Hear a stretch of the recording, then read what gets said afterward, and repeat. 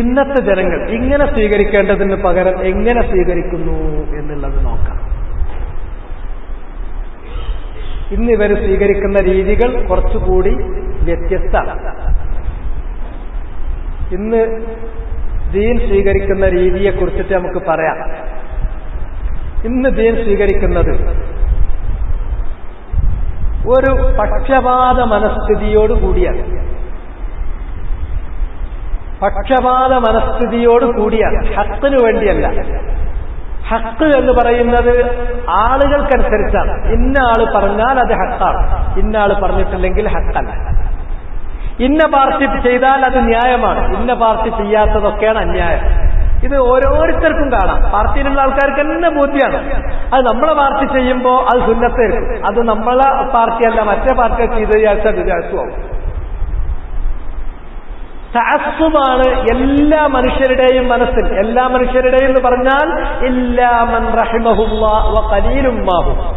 വളരെ അപൂർവം ചില വ്യക്തികൾക്ക് അല്ലാഹ് റഹ്മത്ത് കൊടുത്തിട്ടുണ്ടാകും, അവർ ഈ പക്ഷപാതിത്വത്തിൽ നിന്ന് മുക്തരാണ്. അതല്ലാത്ത ഒട്ടുമിക്ക ആളുകളും പക്ഷപാതത്തിന്മേലാണ് അവരുടെ ദീനിനെ, അള്ളാന്റെ ദീനിനല്ല അവരുടെ ദീനിനെ അവർ പടുത്തുയർത്തിയിരിക്കുന്നത് തഅസ്സുബിലാണ്. എന്താണ് തഅസ്സുബ്? عن أبي هريرة رضي الله تعالى عنه عن النبي صلى الله عليه وسلم أنه قال من خرج من الطاعة وفارق الجماعة فمات ميتة جاهلية ومن قاتل تحت راية علمية يغلب لعصبة أو يدعو إلى عصبة أو ينصر عصبة فقتل فقتلة جاهلية ومن خرج على أمتي يضرب برها وفاجرها ولا يتحاشى من مؤمنها ولا يفي لذي أهد عهده فليس مني ولست منه. ഇമാം മുസ്ലിം അദ്ദേഹത്തിന്റെ സഹീഹിൽ ഉദ്ധരിച്ചിട്ടുള്ള ഹദീസാണ്. അബൂ ഹുറൈറയിൽ നിന്നുള്ള റിവായത്ത് നബി സല്ലല്ലാഹു അലൈഹി വസല്ലം പറഞ്ഞു, മൻ ഖറജ മിനൽ ത്വാഅഹ്, ഒരാൾ ത്വാഅത്തിൽ നിന്ന് പുറത്തേക്ക് പോയി. ത്വാഅത്ത് എന്ന് പറഞ്ഞിട്ടുണ്ടെങ്കിൽ സമഅൻ വ ത്വാഅഹ്, നിങ്ങൾ പറയുന്നത് ഞാൻ കേൾക്കാം, അനുസരിക്കാം. കാരണം അല്ലാഹു നിങ്ങൾക്ക് സുൽത്താൻ നൽകിയിരിക്കുന്നു. നിങ്ങൾ അനുസരിക്കുക എന്നുള്ളത് അള്ളാഹു ദീനാക്കി വെച്ചിരിക്കുന്നു. വ ഉലുൽ അംരി മിൻകും, നിങ്ങളിൽപ്പെട്ടിട്ടുള്ള ഉലുൽ അംറിനെ നിങ്ങൾ അനുസരിക്കണം എന്ന സൂറത്തു നിസായിലെ കൽപ്പന പ്രകാരം നിങ്ങൾ പറയുന്നത് കേൾക്കുന്നതും അനുസരിക്കുന്നതും ദീനാണ്. അതുമായിട്ടാണ് നാളെ അള്ളാഹുവിനെ ഞാൻ കണ്ടുമുട്ടേണ്ടി വരിക, അതിന് ഞാൻ കണക്ക് ബോധിപ്പിക്കേണ്ടി വരും. അതുകൊണ്ട് നിങ്ങൾ പറയുന്നത് ഞാൻ കേൾക്കാം എന്ന് പറയുന്ന അനുസരണ പ്രതിജ്ഞയിൽ നിന്ന് ഒരാൾ പുറത്തു പോയാൽ വഫാറഖൽ ജമാഅ, അങ്ങനെ ഒരു ഭരണാധികാരിക്ക് കൊടുത്തിരിക്കുന്ന അനുസരണ പ്രതിജ്ഞ ലംഘിച്ച് ആ ഭരണാധികാരിയുടെ പ്രജയിൽ നിന്ന് ബൈഅത്ത് ലംഘിച്ച് ജമാഅത്തിൽ നിന്ന് ഒരാൾ പുറത്തു പോയാൽ ഫമാത, അങ്ങനെ അയാൾ മരിച്ചാൽ ഫമാത മീതത്തൻ ജാഹിലിയ, ജാഹിലിയ മരണമാണ് അയാൾ മരിക്കുന്നത്. ജാഹിലിയത്തിൽ അങ്ങനെയാണ്, ഒരു നിയന്ത്രണമല്ലാതെ, ഒരു വ്യവസ്ഥയുമില്ലാതെ, ഒരു ചിട്ടയുമില്ലാതെ ഓരോരുത്തരും സ്വന്തം കാര്യം ഒറ്റക്ക് എന്നുള്ളതായിരുന്നു. അങ്ങനെയല്ല. മുസ്ലിമീങ്ങളുടെ മസാലിഹുകൾ അത് പൂർത്തീകരിക്കുന്നതിന് വേണ്ടി അള്ളാഹു നിയമങ്ങൾ നിശ്ചയിച്ചിട്ടുണ്ട്. ആ നിയമങ്ങളിൽപ്പെട്ടതാണ് മുസ്ലിമീങ്ങൾ കൂടുതലുള്ള ഒരു നാട്ടിൽ അവർക്ക് ഒരു ഭരണമുണ്ടാകണം, ഭരണകർത്താവുണ്ടാകണം. ആ ഭരണകർത്താവിന് എല്ലാവരും ബൈഅത്ത് കൊടുക്കണം, ആ ഭരണകർത്താവിനനുസരിക്കണം. ആ ഭരണകർത്താവിനനുസരിക്കുന്ന ആളുകൾ അൽ ജമാഅത്താണ്. അവർ ജമാഅത്തുൽ മുസ്ലിമീൻ, അവരുടെ തലപ്പത്ത് അവർക്ക് ബൈഅത്ത് കൊടുത്തിട്ടുള്ള ഇമാമുണ്ട്. ആ ഇമാമിനുള്ള ബൈഅത്ത് ലംഘിച്ച് ആ ജമാഅത്തിൽ നിന്ന് ഒരാൾ പിരിഞ്ഞാൽ എനിക്ക് ഞാൻ മതി, ഞാൻ ഒറ്റക്ക് നിന്നോളാം എന്ന് പറഞ്ഞാൽ ഫമീസത്തുൻ ജാഹിലിയ, അത് ജാഹിലിയത്തിന്റെ സ്വഭാവത്തിലുള്ള മരണമാണ്. എന്നിട്ട് പറഞ്ഞു വമൻ ഖാതല തഹ്ത റായത്തിൻ ഉൽമിയ്യ, ഒരാൾ യുദ്ധത്തിന് പോകുകയാണ്, സമരം ചെയ്യാണ്, ഏത് തരത്തിലാണെങ്കിലും ശരി, വാളും കൊണ്ടെടുത്തിട്ടുള്ളതാണെങ്കിലും അല്ലെങ്കിലും ശരി, ഒരാൾ സമരം ചെയ്യുന്നു, യുദ്ധം ചെയ്യുന്നു. എവിടെ? തഹ്ത റായത്തിൽ, ഒരു കൊടിക്ക് കീഴിൽ. ആരാണ് ആ കൊടി കെട്ടിയത്? ആ കൊടി കെട്ടിയവന്റെ യോഗ്യത എന്ത്? അത് നമുക്കറിയില്ല. ഉൽമിയ്യ, അത് അന്ധമായ കൊടിയാണ്. നമുക്ക് ക്ലിയർ ആയിട്ട് പറയാൻ പറ്റൂല. ആ കൊടി കെട്ടിയയാൾക്ക് അത് കൊടി കെട്ടാനുള്ള അധികാരം നിയമാനുസൃതമായ നിലക്ക് അതിനുള്ള അധികാരം അയാൾക്കുണ്ടോ? അയാൾ കൊടികെട്ടിയത് അയാളിൽ ഏൽപ്പിക്കപ്പെട്ടിരിക്കുന്ന നിക്ഷിപ്തമായിരിക്കുന്ന അധികാരപ്രകാരമാണോ? നമുക്ക് പറയാൻ പറ്റൂല. അതില്ല. മറിച്ച് അന്ധമായ ഒരു കൊടി. ആരൊക്കെ പറഞ്ഞു നമ്മളൊരു പാർട്ടിയാണ്, ആരൊക്കെ പറഞ്ഞു ആ കൊടി ഉയർത്ത് പിന്നിൽ നിൽക്ക്, നമ്മൾ നിന്നു. അന്ധമായ ഒരു കൊടിക്ക് കീഴിൽ ഒരാൾ സമരം ചെയ്താൽ എന്നിട്ട് അവനൊരു സംഘത്തിന് വേണ്ടി, അവനൊരു കൂട്ടത്തിന് വേണ്ടി, ഒരു സംഘത്തിന് വേണ്ടി അവൻ കോപിക്കുന്നു. അങ്ങനെ ഒരു സംഘബോധമുണ്ടാക്കി, ഗ്രൂപ്പ് ഫീലിംഗ് ഉണ്ടാക്കി, ആ ഗ്രൂപ്പിന് വേണ്ടിയിട്ട് ആ ഗ്രൂപ്പിലേക്ക് അവൻ ക്ഷണിക്കുന്നു. അല്ലെങ്കിൽ ഹക്ക് നോക്കാതെ ആ സംഘം പറയുന്നതിന് ആ സംഘത്തിനെ അനുകൂലിക്കുക, അവൻ ആ സംഘത്തെ സഹായിക്കുക എന്ന നിലപാട് കൈക്കൊള്ളുന്നു. എന്നിട്ട് അതിന്റെ പിന്നിൽ നിന്നിട്ട് ഒരാൾ ആ കൊടിക്ക് പിന്നിൽ നിന്ന് യുദ്ധം ചെയ്ത് മരിച്ചാൽ രക്തസാക്ഷിയല്ല, അതിൽ വധിക്കപ്പെട്ടാൽ ജാഹിലിയത്തിൽ മരിച്ച മരണമാണത്. വമൻ ഖറജ അലാ ഉമ്മത്തി, ആരെങ്കിലും എന്റെ ഉമ്മത്തിനെതിരിൽ പൊട്ടിപ്പുറപ്പെടുന്നു, ഈ ഉമ്മത്തിലുള്ള നല്ലവരും ചീത്തവരുമായ ആളുകളെ വെട്ടിക്കൊണ്ട്, അതിൽപ്പെട്ട മുഅ്മിനീങ്ങളായ ആളുകളെ വെട്ടാതെ, മുഅ്മിനിന്റെ രക്തം പവിത്രമാണ്, അതിൽ ഒരു സൂക്ഷ്മതയും പുലർത്താതെ ഈ ഉമ്മത്തിലുള്ള ആളുകളെ അവരോട് യുദ്ധം ചെയ്യാൻ വേണ്ടി ഒരാൾ വരികയാണെങ്കിൽ, അള്ളാഹു നൽകിയിട്ടുള്ള ഉടമ്പടി, ആ ഉടമ്പടി ആർക്ക് നൽകിയോ അവൻ ആ ഉടമ്പടി പൂർത്തീകരിച്ചു കൊടുക്കാതെ ഈ ഉമ്മത്തിൽപ്പെട്ട മുഅ്മിനീങ്ങളുടെ രക്തം ചിന്തുന്ന തരത്തിൽ ഒരാൾ യുദ്ധത്തിന് വന്നാൽ, ഫലൈസ മിന്നീ വലസ്തു മിൻ, ഞാൻ അവനിൽപ്പെട്ടവനല്ല, അവൻ എന്നിൽപ്പെട്ടവനുമല്ല, ഞാനും അവരുമായി യാതൊരുവിധ ബന്ധവുമില്ല. ഈ ഹദീസ് മനസ്സിലവിടെ കുറിച്ചിട്ടു. ഇമാം മുസ്ലിമിന്റെ 3436 നമ്പർ ഹദീസാണ്. നമ്പറിന് വലിയ വിലയൊന്നും ഇല്ലട്ടോ. അഥവാ ആരെങ്കിലും കിതാബ് തെറിയാണെങ്കിൽ അതിനു വേണ്ടി പറഞ്ഞു എന്ന് മാത്രം. ആ ഹദീസ് നിങ്ങൾ പല തവണ വായിച്ചിട്ട് എന്താണ് ഇവിടെ ഉയർത്തപ്പെടുന്ന, ഇസ്ലാമിന്റെ പേരിൽ ഉയർത്തപ്പെടുന്ന കൊടികൾ എന്താണ്? ആ കൊടി അത് റായത്തുൻ ഇൽമിയ്യത്താണോ അല്ലേ എന്നുള്ളത് നിങ്ങളൊന്ന് വിലയിരുത്തി. ആർക്കാണ് കൊടി കെട്ടാൻ അനുവാദമുള്ളത്? ആർക്കാണ് യുദ്ധത്തിന് പുറപ്പെടാൻ ആളുകളെ ആഹ്വാനം ചെയ്യാൻ അധികാരമുള്ളത്? ആർക്കാണ് അങ്ങനെ പുറപ്പെടുന്ന ആളുകൾക്ക് ഒരു അമീറിനെ, സൈന്യാധിപനെ നിശ്ചയിക്കാൻ അധികാരമുള്ളത്? ആർക്കാണ് അങ്ങനെ ഒരു കൊടി പിടിച്ചുകൊണ്ട് ആ കൊടിക്ക് കീഴിൽ ആളുകളെ യുദ്ധത്തിന് അണിനിരത്താൻ പറ്റുക?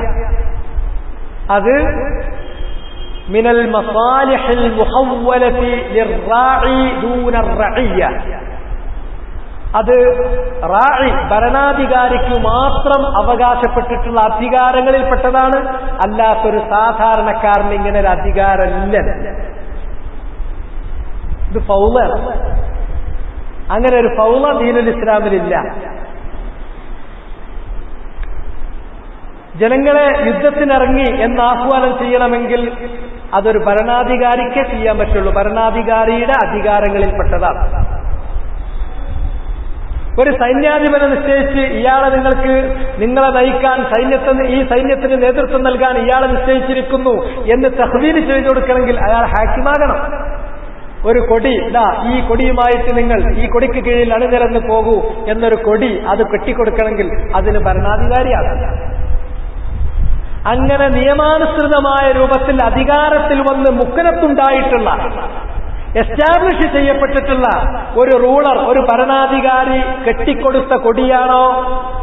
ആ ഭരണാധികാരിക്ക്, അങ്ങനെയുള്ള ഒരു ഭരണാധികാരി ഉള്ളിടത്താണ് നിങ്ങൾ താമസിക്കുന്നതെങ്കിൽ ആ ഭരണാധികാരിക്ക് ബയ്യത്ത് കൊടുക്കൽ നിങ്ങൾക്ക് നിർബന്ധമാണ്. ആ ഭരണാധികാരിക്ക് ബയ്യത്ത് കൊടുക്കാതെ മാറി നിന്നാൽ അങ്ങനെയുള്ള ഒരു ഭരണാധികാരിന്റെ കീഴിൽ, ആ ഭരണാധികാരിയുടെ ആഹ്വാനപ്രകാരം ആ ഭരണാധികാരി കെട്ടിക്കൊടുത്തിട്ടുള്ള കൊടിക്ക് കീഴിലല്ലാത്ത ഏതൊരു കൊടിക്ക് കീഴിൽ നിങ്ങൾ അണിനിരന്നാലും അത് റായത്തുൻ ഇൽമിയ്യ, ഇൽമിയായ കൊടിയാണ്, അന്ധമായ കൊടിയാണ്. അതിനൊരു തലയില്ല. ആ കൊടിക്ക് യാതൊരു തലയും പാലുമില്ല. ആ കൊടിക്ക് കീഴിൽ ഒരാൾ അണിനിരന്നിട്ട് യുദ്ധം നടത്തി അതിൽ കൊല്ലപ്പെട്ടാൽ രക്തസാക്ഷ്യം കിട്ടുമെന്ന് പറഞ്ഞിട്ടാ നടക്കുക. രക്തസാക്ഷി അത് മണ്ഡപമുണ്ടാക്കാൻ പറ്റും, അല്ലാതെ അള്ളാന്റെ അടുക്കൽ സ്വീകരിക്കില്ല. നബി സല്ലല്ലാഹു അലൈഹി വസല്ലം അതിനെക്കുറിച്ച് പറഞ്ഞിട്ടുള്ളത് അവന്റെ സ്ഥിതി ജാഹിലിയ്യ, അതിൽ വധിക്കപ്പെട്ട് കഴിഞ്ഞാൽ ജാഹിലി മരണം എന്നല്ലാതെ രക്തസാക്ഷ്യമല്ല.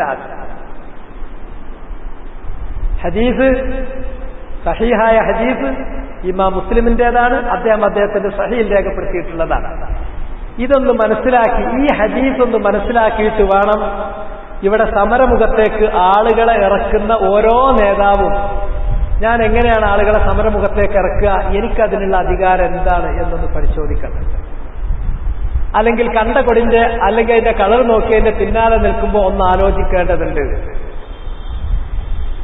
ഇത് അടിസ്ഥാനപരമായി അസ്വബ എന്നുള്ള വികാരത്തെ തന്നെ, ഗ്രൂപ്പ് ഫീലിംഗ് എന്ന് പറയുന്ന അടിസ്ഥാന വികാരത്തെ തന്നെ ഇല്ലാതാക്കി കളയുന്ന കാര്യമാണ്. അങ്ങനെ ഒരു ഗ്രൂപ്പ് ഫീലിംഗ് ഇല്ല ഇസ്ലാമിൽ. ഇസ്ലാമിലുള്ളത് ഹക്കിനോടുള്ള പക്ഷം മാത്രമാണ്. ഞാൻ നേരത്തെ പറഞ്ഞല്ലോ, നിഷ്പക്ഷമല്ല, ഇത് പക്ഷമാണ്, സത്യത്തിന്റെ പക്ഷമാണ്. അത് സത്യത്തിനോടല്ലാതെ ഒരു ഗ്രൂപ്പിനോടുള്ള പക്ഷം ഇസ്ലാമിലില്ല. എല്ലാ ഓരോരുത്തരും അവന്റെ അവൻ ബന്ധം കാണിക്കുന്നത്, അവൻ കാണിക്കുന്ന എല്ലാ തരത്തിലുമുള്ള ബന്ധവും സത്യത്തോടാണ്. എല്ലാവരും സത്യത്തിലേക്കാണ് കൊളുത്തുന്നത്. അല്ലാതെ അവര് ഒരു ടീമിൽപ്പെട്ട ഒരു ടീമിനോട് അല്ല കൊളുത്തുന്നത്. എല്ലാവർക്കും കൊളുത്താനുള്ളത് സത്യത്തോടാണ്. അവരുടെ അനുജനസ് സത്യത്തോട് മാത്രമാണ്. അതല്ലാതെ ഒരു അസ്വബ, ഒരു ഗ്രൂപ്പ്, ആ ഗ്രൂപ്പിനോടൊപ്പം നിൽക്കുക, ആ ഗ്രൂപ്പിനോടൊപ്പം നിൽക്കാനുള്ള ഫീലിംഗ്, ഗ്രൂപ്പ് ഫീലിംഗ്, അത് മാക്കിയാവെല്ലിന്റെയാണ്. അത് ദീനുൽ ഇസ്ലാമിലുള്ളതല്ല. ദീനുൽ ഇസ്ലാമിൽ നമുക്കുള്ളത് ഒരു പക്ഷമാണ്, സത്യത്തോടുള്ള പക്ഷം. അതല്ലാതെ നിഷ്പക്ഷമല്ല, സത്യത്തോടുള്ള പക്ഷമുണ്ട്. അതല്ലാതെ ഒരു ഗ്രൂപ്പ് എന്നുള്ള ഗ്രൂപ്പിനോടുള്ള പക്ഷം നമുക്കില്ല. അതുകൊണ്ട് തന്നെ അസബിയ ഗ്രൂപ്പ് ഫീലിംഗ് എന്ന് പറയുന്നത് തീർത്തും അങ്ങോട്ട് നിരാകരിച്ചു. അതാണ് ഇവിടെ നമ്മൾ കണ്ടത്.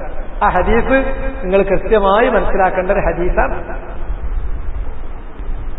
അതുകൊണ്ട് തന്നെ ഇങ്ങനെ ഗ്രൂപ്പ് തിരിഞ്ഞുണ്ടാകുന്ന കൊടികൾ ശരിയായ കൊടിയാണോ അല്ലേ നമുക്കൊറ്റ മാർഗമുള്ളൂ. അത് അന്ധമായ കൊടിയാണോ അല്ലേ നോക്കാം.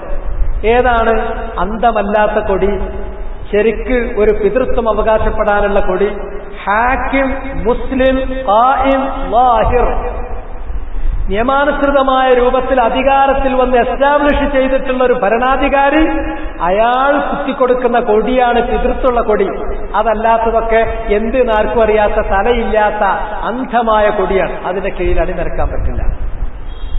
ഇമാം തുർമുദി ഉദ്ധരിക്കുന്ന സഹീഹായ ഹദീസിൽ പറഞ്ഞു, അനിൽ ഹാരിസ് അൽ അശ്അരി ഖാല നബി സല്ലല്ലാഹു അലൈഹി വസല്ലം, നബി സല്ലല്ലാഹു അലൈഹി വസല്ലം പറഞ്ഞു, വഅന ആമുറുകും ബിഖംസിൻ, ഞാനിതാ 5 കാര്യങ്ങൾ നിങ്ങളോട് കൽപ്പിക്കുന്നു. നബി സല്ലല്ലാഹു അലൈഹി വസല്ലം തന്റെ സഹാബത്തിനോട് പറയുന്നു, 5 കാര്യം ഞാൻ നിങ്ങളോട് കൽപ്പിക്കുന്നു. അല്ലാഹു അമറനി ബിഹിൻ, ആ 5 കാര്യങ്ങൾ അല്ലാഹു എന്നോട് ആജ്ഞാപിച്ചിട്ടുണ്ട്. ആ കാര്യങ്ങളാണ് ഞാൻ നിങ്ങളെ പഠിപ്പിക്കുന്നത്, നിങ്ങളോട് ആജ്ഞാപിക്കുന്നത്. 1, അസ്സംഉ വസ്സാഅ, ആരാണോ നിങ്ങളെ ഭരിക്കാൻ വേണ്ടി ഭരണാധികാരിയായി അള്ളാഹു നിങ്ങളുടെ മേൽ നിശ്ചയിക്കുന്നത്, ആ ഭരണാധികാരി പറയുന്നത് കേൾക്കണം, അനുസരിക്കണം. മുസ്ലിങ്ങളുടെ കൂട്ടത്തിൽപ്പെട്ട ഒരു മുസ്ലിമിന് മുസ്ലിങ്ങളുടെ ഭരണാധികാരിയായി അധികാരത്തിൽ വന്നാൽ അയാളെ അനുസരിക്കണം, കേൾക്കണം, അനുസരിക്കണം. രണ്ടാമത്തേത് വൽ ജിഹാദ്, ജിഹാദിന് നിങ്ങൾ ഒരുമ്പെടണം. മൂന്നാമത്തേത് വൽ ഹിജ്റ, ഹിജ്റ നിർബന്ധമാകുന്ന ഘട്ടത്തിൽ നിങ്ങൾ ഹിജ്റ ചെയ്തിരിക്കണം. വൽ ജമാഅ, നാലാമത്തേത് നിങ്ങൾ ജമാഅത്ത് പാലിച്ചിരിക്കണം. ഭരണാധികാരിക്ക് ബയ്യത്ത് കൊടുത്തിരിക്കുന്ന പ്രജയുണ്ടെങ്കിൽ ആ പ്രജയിൽ നിന്ന് നിങ്ങൾ പിരിയാൻ പാടില്ല. ഫഇന്നഹു മൻ ഫാറഖൽ ജമാഅത ഖൈദ ശിബിരിൻ, ഭരണാധികാരിക്ക് ബയ്യത്ത് കൊടുത്തിരിക്കുന്ന പ്രജയിൽ നിന്ന് ഒരു ചാൺ ഒരാൾ അകന്ന് ജീവിച്ചാൽ ഫഖദ് ഖലഅ റിബ്ഖത്തൽ ഇസ്ലാമി മിൻ ഉനുഖി, ഇസ്ലാമിന്റെ ഒരു കയറ് അയാളുടെ കഴുത്തിൽ കെട്ടിക്കുടുക്കി വെച്ചിട്ടുണ്ട്. ആ കുടുക്ക് അയാൾ വല്ല അഴിച്ചു. കന്നിന്റെ കഴുത്തിലൊക്കെ കുടുക്ക് കെട്ടില്ലേ, അതിനെ പിടിച്ചുകൊണ്ടാൻ വേണ്ടി എന്നതുപോലെ ഇസ്ലാമിൽ നിന്ന് അകന്നു പോകാതിരിക്കാൻ, നിയന്ത്രണത്തിൽ ഇസ്ലാമിന്റെ പരിധിയിൽ നിൽക്കാൻ, ഇസ്ലാമിന്റെ ഒപ്പം നിൽക്കാൻ വേണ്ടി ഇസ്ലാമിന്റെ ഒരു കുരുക്ക് കയറ് അയാളുടെ കഴുത്തിലുണ്ടായിരുന്നു. ആ കുരുക്ക് അയാൾ അഴിച്ചു മാറ്റിയിരിക്കുന്നു. ഇല്ല അൻ യർജി, അയാൾ ആ ജമാഅത്തിലേക്ക്, ഭരണാധികാരിക്ക് ബയ്യത്ത് കൊടുത്തിരിക്കുന്ന പ്രജകളിലേക്ക് ബയ്യത്ത് കൊടുത്ത് തിരിച്ചു വരുന്നത് വരെ. വമനിദ്ദഅ ദഅവൽ ജാഹിലിയ്യ, ഏതൊരാൾ ഇതല്ലാത്ത ഭരണാധികാരിയുടെ ഈ ബയ്യത്ത് നൽകുക എന്നുള്ളത് അള്ളാഹുവിന്റെ കൽപ്പനയാകയാൽ ഹഖിന് വേണ്ടിയുള്ള പക്ഷമാകയാൽ ആ ഹഖിന്റെ പക്ഷമല്ലാത്ത മറ്റേതെങ്കിലും അസബിയ്യത്തിന്റെ ഗ്രൂപ്പ് ഫീലിംഗിന്റെ ഒരു പക്ഷം ഒരാൾ ഉണ്ടാക്കുകയാണെങ്കിൽ അത് ജാഹിലിയ്യത്തിന്റെ വാദഗതിയാണ്. അങ്ങനെ വാദഗതി ഒരാൾ ഉയർത്തിയാൽ ഫഇന്നഹു മിൻ ജുസാ ജഹന്നം, അവൻ നരകത്തിന്റെ വിറകാണ്. ഫഖാല റജുലുൻ യാ റസൂലല്ലാഹ്, അപ്പോൾ നബി സല്ലല്ലാഹു അലൈഹി വസല്ലമയോട് ഒരാൾ ചോദിക്കുന്നു, റസൂലേ വഇൻ സല്ലാ വസാം, അയാൾ നമസ്കരിച്ചാലും നോമ്പെടുത്താലും അയാൾ നരകത്തിൽ കരിക്കപ്പെടാനുള്ള വിറകാകുമോ? നബി സല്ലല്ലാഹു അലൈഹി വസല്ലം പറഞ്ഞു, ഖാൽ വഇൻ സല്ലാ വസാം, നമസ്കരിച്ചാലും നോമ്പെടുത്താലും ഫദ്ഉ ബിദഅവല്ലാഹി അല്ലദീ സമ്മാകും അൽ മുസ്ലിമീൻ അൽ മുഅ്മിനീന ഇബാദല്ലാഹ്. അതുകൊണ്ട് മുസ്ലിം മുഅ്മിൻ എന്ന് പറയുന്ന ഈ പേര് അതിൽ നിങ്ങൾ തൃപ്തിപ്പെടും, അതാ നിങ്ങൾ വിളിക്കേണ്ടത്. അതല്ലാതെ നിങ്ങൾക്കിടയിൽ ഗ്രൂപ്പ് ഉണ്ടാക്കുന്ന ഗ്രൂപ്പിസത്തിന്റെ പേര് പോലും നിങ്ങൾ വിളിക്കരുത്. ഫദ്ഉ, നിങ്ങൾ വിളിക്കാൻ ഉപയോഗിക്കേണ്ടത് അള്ളാഹു നിങ്ങളെ വിളിച്ചിരിക്കുന്ന അൽ മുസ്ലിമീൻ അൽ മുഅ്മിനീൻ, മുസ്ലിങ്ങൾ മുഅ്മിനീങ്ങൾ എന്നുള്ള നാമകരണം നിങ്ങൾ സ്വീകരിക്കൂ. എവിടെ എത്രത്തോളമായി കാര്യം നിങ്ങൾ ആലോചിച്ച് നോക്കൂ. ഇതാണ് നമ്മളെ ബന്ധിപ്പിച്ച് നിർത്തുന്ന പരിധികൾ. ഇതാണ് തുടക്കത്തിൽ ഞാൻ പറഞ്ഞു തന്നെ. ഇതാണ് നിഷ്പക്ഷല്ല, ഒരു കളറുമില്ലാത്തവനല്ല മുസ്ലിം. ഇസ്ലാമിന്റെ പ്രത്യേകമായ സിബഹത്തുമായിട്ടാണ് നമ്മൾ ജനിക്കുന്നത്. ഫിത്രത്തുൽ ഇസ്ലാം, ഇസ്ലാമിന്റെ പ്രകൃതം. സിബഗത്തുൽ ഇസ്ലാം, സിബഗത്തുല്ലാഹ്, അള്ളാഹു നൽകിയിട്ടുള്ള വർണ്ണം ഛായ, അതുമായിട്ടാണ് നമ്മൾ വരുന്നത്. നമ്മൾ നിഷ്പക്ഷമല്ല, നമ്മൾ പക്ഷക്കാരാണ്. ഏതിന്റെ? ഹഖിന്റെ പക്ഷമാണ്. ഹഖിലേക്ക് എല്ലാവരും കൊടുക്കുക എന്നല്ലാതെ ഏതെങ്കിലും ഒരു വ്യക്തിയിലേക്ക്, ഏതെങ്കിലും ഒരു ഗ്രൂപ്പിലേക്ക്, അല്ലെങ്കിൽ ഏതെങ്കിലും ചില പ്രത്യയശാസ്ത്രങ്ങളിലേക്ക്, അല്ലെങ്കിൽ മറ്റേതെങ്കിലും രൂപത്തിലുള്ള എൻറ്റിറ്റികളിലേക്ക്, അല്ലെങ്കിൽ അസബിയത്തുകളിലേക്ക്, ഗ്രൂപ്പ് ഫീലിംഗുകളിലേക്ക് നമ്മൾ അലിജൻസ് കൊടുക്കാൻ പാടില്ല. നമ്മുടെ എല്ലാ ബന്ധവും ഹഖിനോട് മാത്രമായിരിക്കണം. അതല്ലാത്ത എന്തൊരു ദഅവ നിങ്ങൾ ഉയർത്തിയാലും ദഅവൽ ജാഹിലിയ്യ, ആ ജാഹിലിയ്യത്തിന്റെ ദഅവത്തുമായി വന്നാൽ ഫഇന്നഹു മിൻ ജുസാ ജഹന്നം, ജഹന്നമിന്റെ വിറകായിരിക്കും. സഹാബികളിൽപ്പെട്ട ഒരാൾ ചോദിക്കാണ്, വഇൻ സല്ലാ വസാം, ഖാല വഇൻ സല്ലാ വസാം ഫദ്ഉ ബിദഅവല്ലാഹ് അല്ലദീ സമ്മാകുമുൽ മുസ്ലിമീന അൽ മുഅ്മിനീൻ ഇബാദല്ലാഹ്. ഹദീസ് വെച്ചിട്ട് ഇന്നത്തെ വാഖിഉൽ മുസ്ലിമീന അൽ-യൗം, ആനുകാലിക മുസ്ലിങ്ങളുടെ സ്ഥിതിഗതി നിങ്ങളൊന്ന് നോക്കി. എവിടെയാണ് നമ്മളുള്ളത്? നമുക്ക് ഇസ്ലാം എന്ന് പറയുന്നത് ഏതെങ്കിലും ഒരു പക്ഷവുമായി ചേർത്തിട്ടേ നമ്മളുള്ളൂ, ഹഖിന്റെ പക്ഷത്തിലല്ല. ഒന്നുകിൽ പറയും സുന്നി, സമസ്ത, ദക്ഷിണ, ജമാഅത്തെ ഇസ്ലാമി, തബ്ലീഗ് ജമാഅത്ത്, മുജാഹിദ്, പിന്നെ അതിലെ തന്നെ ഉൾപിരിവുമായിട്ട് ബന്ധപ്പെടുത്തിയിട്ട്. അതല്ലാത്ത അങ്ങനെയുള്ള ചില പ്രത്യേകമായ ഗ്രൂപ്പുകൾ, ആ ഗ്രൂപ്പിനോടുള്ള പക്ഷപാതങ്ങൾ, ഈ ഗ്രൂപ്പ് ഫീലിംഗുകൾ, ഇതല്ലാതെ ഹഖ് എന്നത് അല്ല. അത് മുജാഹിദാണോ ജമാഅത്താണോ സുന്നിയാണോ ഒന്നും എനിക്കറിയേണ്ടതില്ല. എനിക്കറിയേണ്ടത് ഹഖാണോ, ഞാൻ ഹഖുമ്മലാണ് ബന്ധം, ഞാൻ ഹഖിലാണ് കൊളുത്തി നിൽക്കുന്നത്. അത് ഒരാൾ എന്നെ കൊളുത്തേണ്ടതില്ല. അവര് ഞാൻ കൊളുത്തിയ ഹഖുമ്മലേക്ക് തന്നെ അവന് ഹുക്ക് ചെയ്യട്ടെ. ഇതാണ് അതിന്റെ ശരി. അതല്ലാത്ത വേറെ ഏതൊരു ഗ്രൂപ്പ്, ഏതൊരു വ്യക്തി ഏതിനോട് അനുസരിച്ച് കാണിച്ചാലും അത് അസബിയ്യത്താണ്, അത് തഹസ്സുബാണ്, തഅസ്സുബാണ്. അത് ആരുയർത്തിയാലും ദഅവൽ ജാഹിലിയ്യ, അത് ഉയർത്തിയ ആൾ ഫഇന്നഹു മിൻ ജുസാ ജഹന്നം വഇൻ സല്ലാ വസാം ഖാല വഇൻ സല്ലാ വസാം. അടുത്ത നിങ്ങൾ നോക്കൂ, ഇമാം ബുഖാരി ഉദ്ധരിക്കുന്ന ഹദീസാണ്. ഒന്നും ഞാൻ വിശദീകരിക്കുന്നില്ല, ഹദീസ് നിങ്ങൾക്ക് മനസ്സിലാക്കി തരുക മാത്രം. നിങ്ങൾ നമ്മുടെ ഇന്നത്തെ സംഭവസ്ഥിതിയുമായി ഈ ഹദീസിനെ നിങ്ങൾ തൻസീൽ ചെയ്യണം. തുനസ്സിലൂന മഫാഹീമൽ ഹദീസ് അലാ വാഖിഇനൽ യൗമി. ഇന്നത്തെ നമ്മളെ സ്ഥിതിയായിട്ട് ഹദീസ് എങ്ങനെ ഒത്തുപോകും? ഇതൊന്നും ആർക്കും പറഞ്ഞു കൊടുക്കില്ലല്ലോ. ഈ ഹദീസിന്റെ ഒരു കഷ്ടം ഇങ്ങനെ മുറിച്ചിട്ട് പറഞ്ഞു കൊടുക്കും. ജമാഅത്തിൽ നിന്ന് വേർപിരിഞ്ഞിട്ടുണ്ടെങ്കിൽ, പാർട്ടിയിൽ നിന്ന് വിട്ടിട്ടുണ്ടെങ്കിൽ, മെമ്പർഷിപ്പ് ഇല്ലെങ്കിൽ ജാഹിലിയാണ്.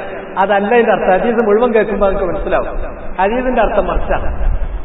عن أنس رضي الله تعالى عنه قال أنس بن مالك خادم رسول الله صلى الله عليه وسلم رواية سيدنا حديث. നബി സല്ലല്ലാഹു അലൈഹി വസല്ലമ പറഞ്ഞു, ഉൻസുർ അഖാക ളാലിമൻ ഔ മദ്ലൂമ, നീ നിന്റെ സഹോദരനെ സഹായിക്കണം. അവൻ ലാലിമാണെങ്കിലും സഹായിക്കണം, മദ്ലൂമാണെങ്കിലും സഹായിക്കണം.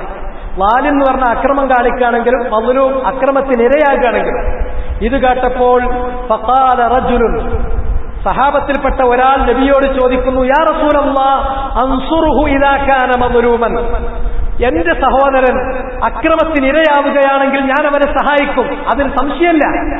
എന്നാൽ എന്റെ സഹോദരൻ അവൻ അക്രമത്തിന് മുതിർന്ന് അക്രമിയാകുമ്പോൾ എങ്ങനെയാണ് ഞാൻ അവനെ സഹായിക്കുക? അൻസുറു, ഞാൻ അവനെ സഹായിക്കുകയോ? എങ്ങനെയാണ് അവൻ അക്രമം കാണിക്കുമ്പോൾ ഞാൻ അവനെ സഹായിക്കുക?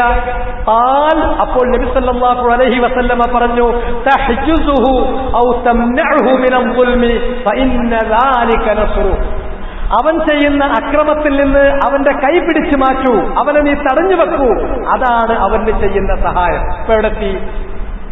ഇസ്ലാം അസബിയത്തിനെ മാറ്റിമറിച്ച് അതിനെ പുനർനിർവചിച്ചു. അസബിയത്തിന് അവരുപയോഗിച്ചിരുന്ന ആപ്തവാക്യത്തെ പുനർനിർവചിച്ചു, പുനരാഖ്യാനം ചെയ്തുകൊണ്ട് അത് സത്യത്തിന്റെ ഒരു വചനമാക്കി മാറ്റുക ചെയ്തത്. ജാഹിലിയത്തിൽ അവരെ ഭരിച്ചിരുന്ന, അവരുടെ ഇടയിൽ ഗ്രൂപ്പ് ഫീലിംഗ് വളർത്താൻ അവർ ഉപയോഗിച്ചിരുന്ന വചനമായിരുന്നു ഉൻസുർ അഹാക ളാലിമൻ ഔ മദ്ലൂമ. നിന്റെ സഹോദരനാണോ അവനെ നീ സഹായിക്കണം. അവനൊരുത്തനെ കൊല്ലാൻ പോകുകയാണെങ്കിൽ കൊല്ലാൻ സഹായിക്കുക, കവർച്ചയ്ക്ക് പോകുകയാണെങ്കിൽ കവർച്ചയ്ക്ക് സഹായിക്കുക, അവൻ വേണ്ടാത്തരത്തിന് പോകുകയാണോ അതിന് സഹായിക്കുക, കാരണം അവൻ നിന്റെ സഹോദരനല്ലേ. അവിടെ അസബിയത്താണ്. നമ്മന്റെ ആള്, നമ്മുടെ ആളെന്താ ചെയ്തത് അതിന്റെ ഒപ്പം നിൽക്കുക, അതാണ് അസബിയത്ത്, അതാണ് ഗ്രൂപ്പ് ഫീലിംഗ്. നബി സല്ലല്ലാഹു അലൈഹി വസല്ലം ആ വചനത്തെ തന്നെ ഉപയോഗിച്ചു. അതല്ല, അവനെ നീ സഹായിക്കുക എന്ന് പറഞ്ഞാൽ അവന്റെ കയ്യ് അക്രമത്തിൽ നിന്ന് മാറ്റിയിട്ട് സത്യത്തിലേക്ക് അവനെ ഹുക്ക് ചെയ്തു കൊടുക്കുക, അക്രമത്തിൽ നിന്ന് അവനെ ഇതാക്കലാണ് ചെയ്യേണ്ടത്. ഇതാണ് ഇസ്ലാം ചെയ്തിട്ടുള്ളത്. ഇതിലേക്ക് നമുക്ക് എത്താൻ സാധിക്കും? എന്റെ പാർട്ടിയിൽപ്പെട്ട ഒരാള്, അയാൾ ഒരു വേണ്ടാത്തരത്തിൽ കുടുങ്ങിയാൽ, ഞാനൊരു പാർട്ടിന്റെ നേതാവാണെങ്കിൽ ഉടനെ തന്നെ വേണ്ടവർക്കൊക്കെ വിളിച്ചു പറഞ്ഞിട്ട് അവനതിൽ നിന്ന് രക്ഷപ്പെടുത്താൻ വേണ്ടി നോക്കും. ലാലിമോ അവരും അത് പ്രശ്നമല്ല. എന്നാൽ അവൻ അക്രമത്തിന് മുതിരുന്ന സമയത്ത് അതിന് പോകരുത്, അത് തെറ്റാണെന്ന് പറയാൻ ഈ നേതാക്കന്മാരുണ്ടാവില്ല. ഈ കാര്യം ഒരു പാർട്ടിപ്പെട്ട ആൾ ചെയ്താൽ അതിനെ ന്യായീകരിക്കും. അത് വേറൊരു പാർട്ടിക്കാരൻ ചെയ്തിട്ടുണ്ടെങ്കിലോ അത് വലിയ തെറ്റും അനീതിയും, അത് അനിസ്ലാമികവും ഇസ്ലാമിക വിരുദ്ധമൊക്കെ ആവും. ഇതാ നമ്മളിവിടെ കാണുന്നത്. ഇല്ല, അങ്ങനെയൊന്നുമില്ല. ഇസ്ലാം ആ വചനത്തെ മാറ്റിയിട്ടുണ്ട്. നിന്റെ സഹോദരൻ എന്ന നിലക്ക് നീ അവനെ സഹായിക്കേണ്ടതില്ല. അവൻ എങ്ങനെയാണെങ്കിൽ അവൻ നുൽമ ചെയ്യുകയാണെങ്കിൽ ആ നുൽമിൽ നിന്ന് തടയാനേ സഹായിക്കാൻ പറ്റുള്ളൂ, നുൽമിനെ സഹായിക്കാൻ പാടില്ല.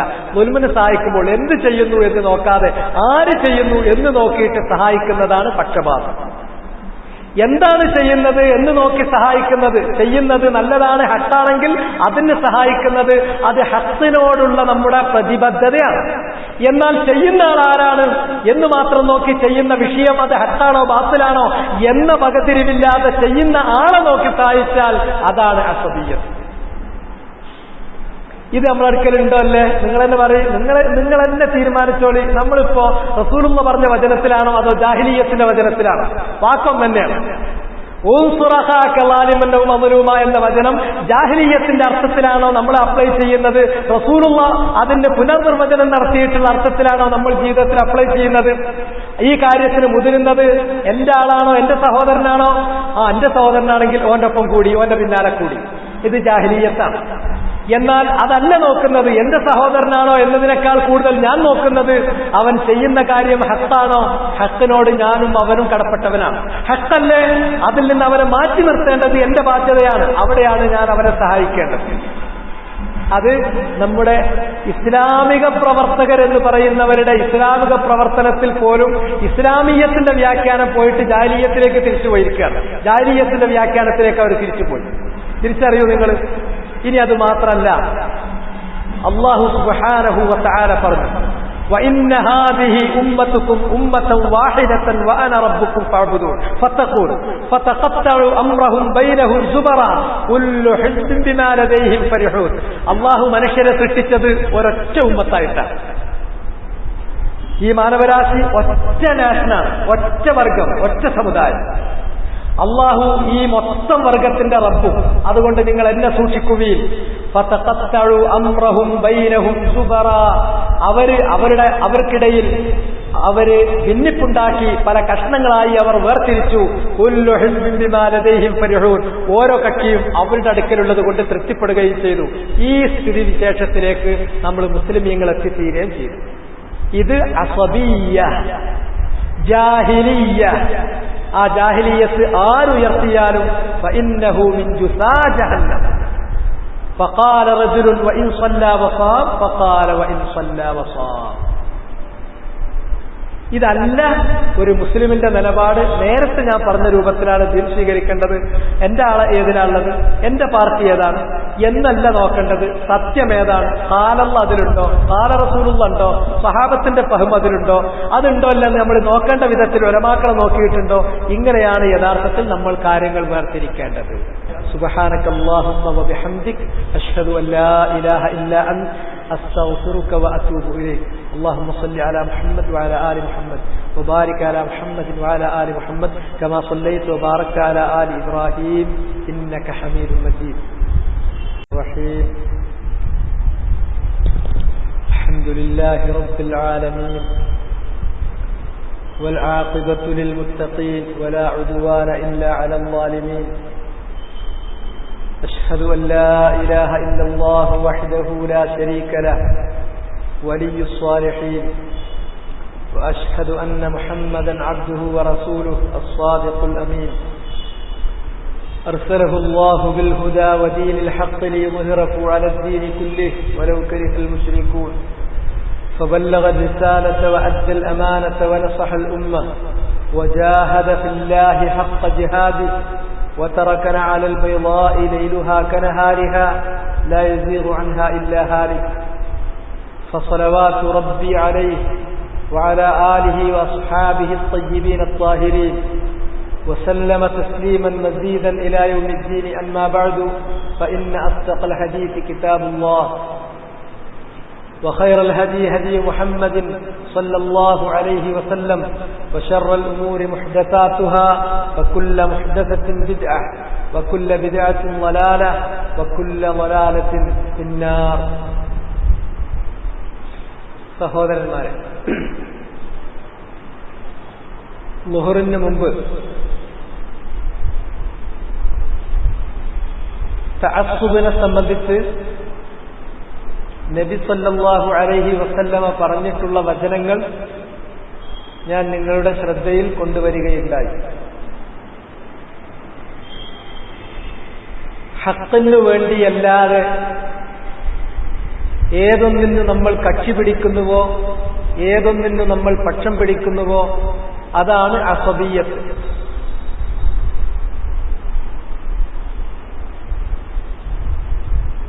അങ്ങനെയുള്ള ഒരു കക്ഷിത്വ മനസ്ഥിതി, പക്ഷപാത മനസ്ഥിതി നബി സല്ലല്ലാഹു അലൈഹി വസല്ലമ തീർത്തും വിലക്കി ജാഹിലിയത്താണ് എന്ന് പ്രഖ്യാപിക്കുകയും ചെയ്തു.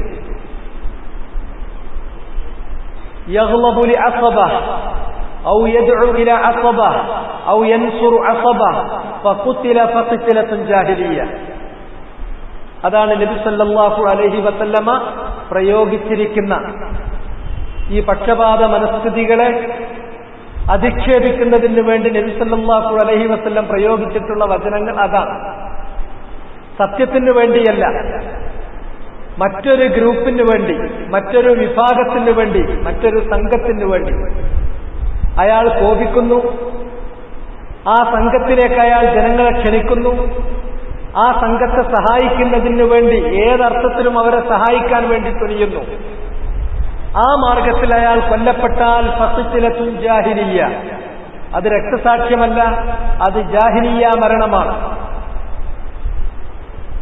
ആധുനിക സമൂഹങ്ങളിൽ ഇന്ന് കണ്ടുവരുന്ന ഏതാണ്ട് എല്ലാ വികാരങ്ങളും ഈ അസബിയ്യത്തിന്റെ അടിസ്ഥാനത്തിലുള്ളതാണ്. അത് മതരംഗത്തായിരുന്നാലും രാഷ്ട്രീയ രംഗത്തായിരുന്നാലും സാമൂഹ്യ രംഗത്തായിരുന്നാലും ഇതിലെല്ലാം സത്യത്തിനു വേണ്ടിയുള്ള ഒരു പക്ഷം എന്നുള്ളത് ഒഴിവായി മറ്റേതെങ്കിലും തരത്തിലുള്ള ഒരു പക്ഷപാത മനസ്ഥിതി മനുഷ്യർ വളർത്തിയെടുക്കുന്നു. ആ മനസ്ഥിതിക്ക് ചില മാനദണ്ഡങ്ങൾ അവർ വെക്കുന്നു, അതിനു വേണ്ടി അവർ ക്ഷണിക്കുന്നു, അതിനു വേണ്ടി അവർ രോഷം കൊള്ളുന്നു, അതിലേക്ക് ജനങ്ങളെ വിളിക്കുന്നു, അതിനു വേണ്ടി അവർ സമരം ചെയ്യുന്നു. ഇതാണ് നബി സല്ലല്ലാഹു അലൈഹി വസല്ലമ ശക്തമായി എതിർത്തിട്ടുള്ളത്. ഇതിലേക്ക് വളരെ പെട്ടെന്ന് മനുഷ്യനെത്തും. ഇസ്ലാമിന്റെ ആദ്യകാലത്ത് നബി സല്ലല്ലാഹു അലൈഹി വസല്ലമ ജീവിച്ചിരിക്കുന്ന സന്ദർഭത്തിൽ ശറഅ് അംഗീകരിച്ചിട്ടുള്ള ചില പ്രത്യേക പേരുകളുടെ പേരിൽ, ചില പ്രത്യേക വിഭാഗങ്ങളുടെ പേരിൽ പക്ഷപാത മനസ്ഥിതി ഉണ്ടാക്കിയപ്പോൾ തന്നെ റസൂലുള്ളാഹി ഇടപെടുകയും അത് വിലക്കുകയും ചെയ്തു. റസൂലുള്ളാഹി സ്വല്ലല്ലാഹു അലൈഹി വസല്ലം ഒരു യാത്രയിലാണ് തന്റെ അനുയായികളോടൊപ്പം. ആ സന്ദർഭത്തിൽ അൻസാരികളിൽപ്പെട്ടിട്ടുള്ള ഒരാൾ മുഹാജിറുകളിൽപ്പെട്ടിട്ടുള്ള ഒരാളെ ഒന്ന് അടിച്ചു. ആ സന്ദർഭത്തിൽ ഒരാൾ യാലൽ അൻസാർ യാലൽ മുഹാജിരീൻ എന്ന് പറഞ്ഞിട്ട് മുഹാജിരീങ്ങളെ വിളിച്ചു ചേർത്തു. അത് കണ്ടപ്പോൾ അൻസാരി യാലൽ അൻസാർ അൻസാറുകളെയും വിളിച്ചു ചേർത്തു. അൻസാർ എന്നുള്ളതും മുഹാജിർ എന്നുള്ളതും കലിമ ശർഇയ്യ, ശർഇയ്യായിട്ടുള്ള പദപ്രയോഗങ്ങളാണ്. തസ്മിയ ശർഇയ്യ, അള്ളാഹു അനുവദിച്ച ശർഇൽ വന്നിട്ടുള്ള നാമകരണങ്ങളാണ്. പക്ഷേ ആ നാമകരണം, ആ നാമം, ആ പേര് സത്യത്തിന് വേണ്ടിയല്ലാത്ത മറ്റൊരു ലക്ഷ്യത്തിന് വേണ്ടി ഉപയോഗിക്കുകയാണ്. അൻസാരി മുഹാജിറിനെ അടിക്കുന്നു. അപ്പൊ മുഹാജിർ എന്ത് ചെയ്യാണ്? മുഹാജിരിങ്ങളെ കൂട്ടുകയാണ്. അപ്പൊ അൻസാരി അൻസാറുകളെ കൂട്ടുകയാണ്. ഇത് കേട്ടുകൊണ്ട് നബി സല്ലല്ലാഹു അലൈഹി വസല്ലം അവരുടെ ഇടയിലേക്ക് കടന്നു വന്നു. എന്നിട്ട് റസൂലുള്ളാഹി സ്വല്ലല്ലാഹു അലൈഹി വസല്ലം വളരെ ശക്തമായ ഭാഷയിൽ അവരെ താക്കീത് ചെയ്തുകൊണ്ട് പറഞ്ഞു, ദഊഹാ ഫഇന്നഹാ മുൻസിന. ഇത് അതിനുവേണ്ടി ഉപയോഗിക്കുന്ന പേര് എത്ര നല്ല പേരായിട്ടും കാര്യമല്ല. അവിടെ അൻസാരി തച്ചതും മുഹാജിറിന് അടികൊണ്ടതും അവര് തമ്മിൽ അങ്ങോട്ടും ഇങ്ങോട്ടും ഒരു കശവിശമുണ്ടായതുമല്ലാതെ ഒരു സത്യത്തെ സഹായിക്കാനല്ല, ഒരു ബാത്തിലിനെ എതിർക്കാനുമല്ല. അതുകൊണ്ട് തന്നെ അത് ജാഹിലിയ്യത്താണ്. ദഊഹാ ഫഇന്നഹാ മുൻസിന, വളരെ ചീഞ്ഞു നാളുന്ന ജാഹിലിയ്യത്താണ്, അത് നിങ്ങൾ വിട്ടേക്കുക. ഇതാണ് നബി സല്ലല്ലാഹു അലൈഹി വസല്ലം അവരോട് പറഞ്ഞത്. അപ്പോ ചിലപ്പോ നമ്മുടെയൊക്കെ മനസ്സിലുണ്ടാകും, നല്ല നല്ല പേരുകൾ പറഞ്ഞിട്ട് സുന്നത്തിന്റെ പേര് പറഞ്ഞ് സുന്നികള്, ജിഹാദിന്റെ പേര് പറഞ്ഞ് മുജാഹിദുകള്, ഇസ്ലാമിന്റെ പേര് പറഞ്ഞ് ജമാഅത്തെ ഇസ്ലാമി, അതുപോലെ തബ്ലീഗിന്റെയും ദഅവത്തിന്റെയും പേര് പറഞ്ഞ് തബ്ലീഗ് ജമാഅത്ത്, ഇങ്ങനെയൊക്കെയുള്ള ഗ്രൂപ്പുകൾ നല്ല നല്ല പേരുകളിൽ നിന്നാലും അതിനേക്കാളൊക്കെ പോരിശയുള്ള പേരാണ് മുഹാജിർ അൻസാർ. പക്ഷെ അതൊരു പക്ഷത്തിന് വേണ്ടിയായി, ഒരു സത്യത്തിന് വേണ്ടിയായില്ല. അതൊരു വ്യക്തിക്ക് വേണ്ടിയായി അല്ലെങ്കിൽ ഒരു ഗ്രൂപ്പിന് വേണ്ടിയായി, സത്യത്തിന് വേണ്ടിയല്ല ആ മുറവിളി എന്ന് വന്നപ്പോൾ റസൂലുള്ളാഹി സ്വല്ലല്ലാഹു അലൈഹി വസല്ലം ഇടപെട്ടുകൊണ്ട് അത് ഉപേക്ഷിക്കാൻ പറയുന്നു.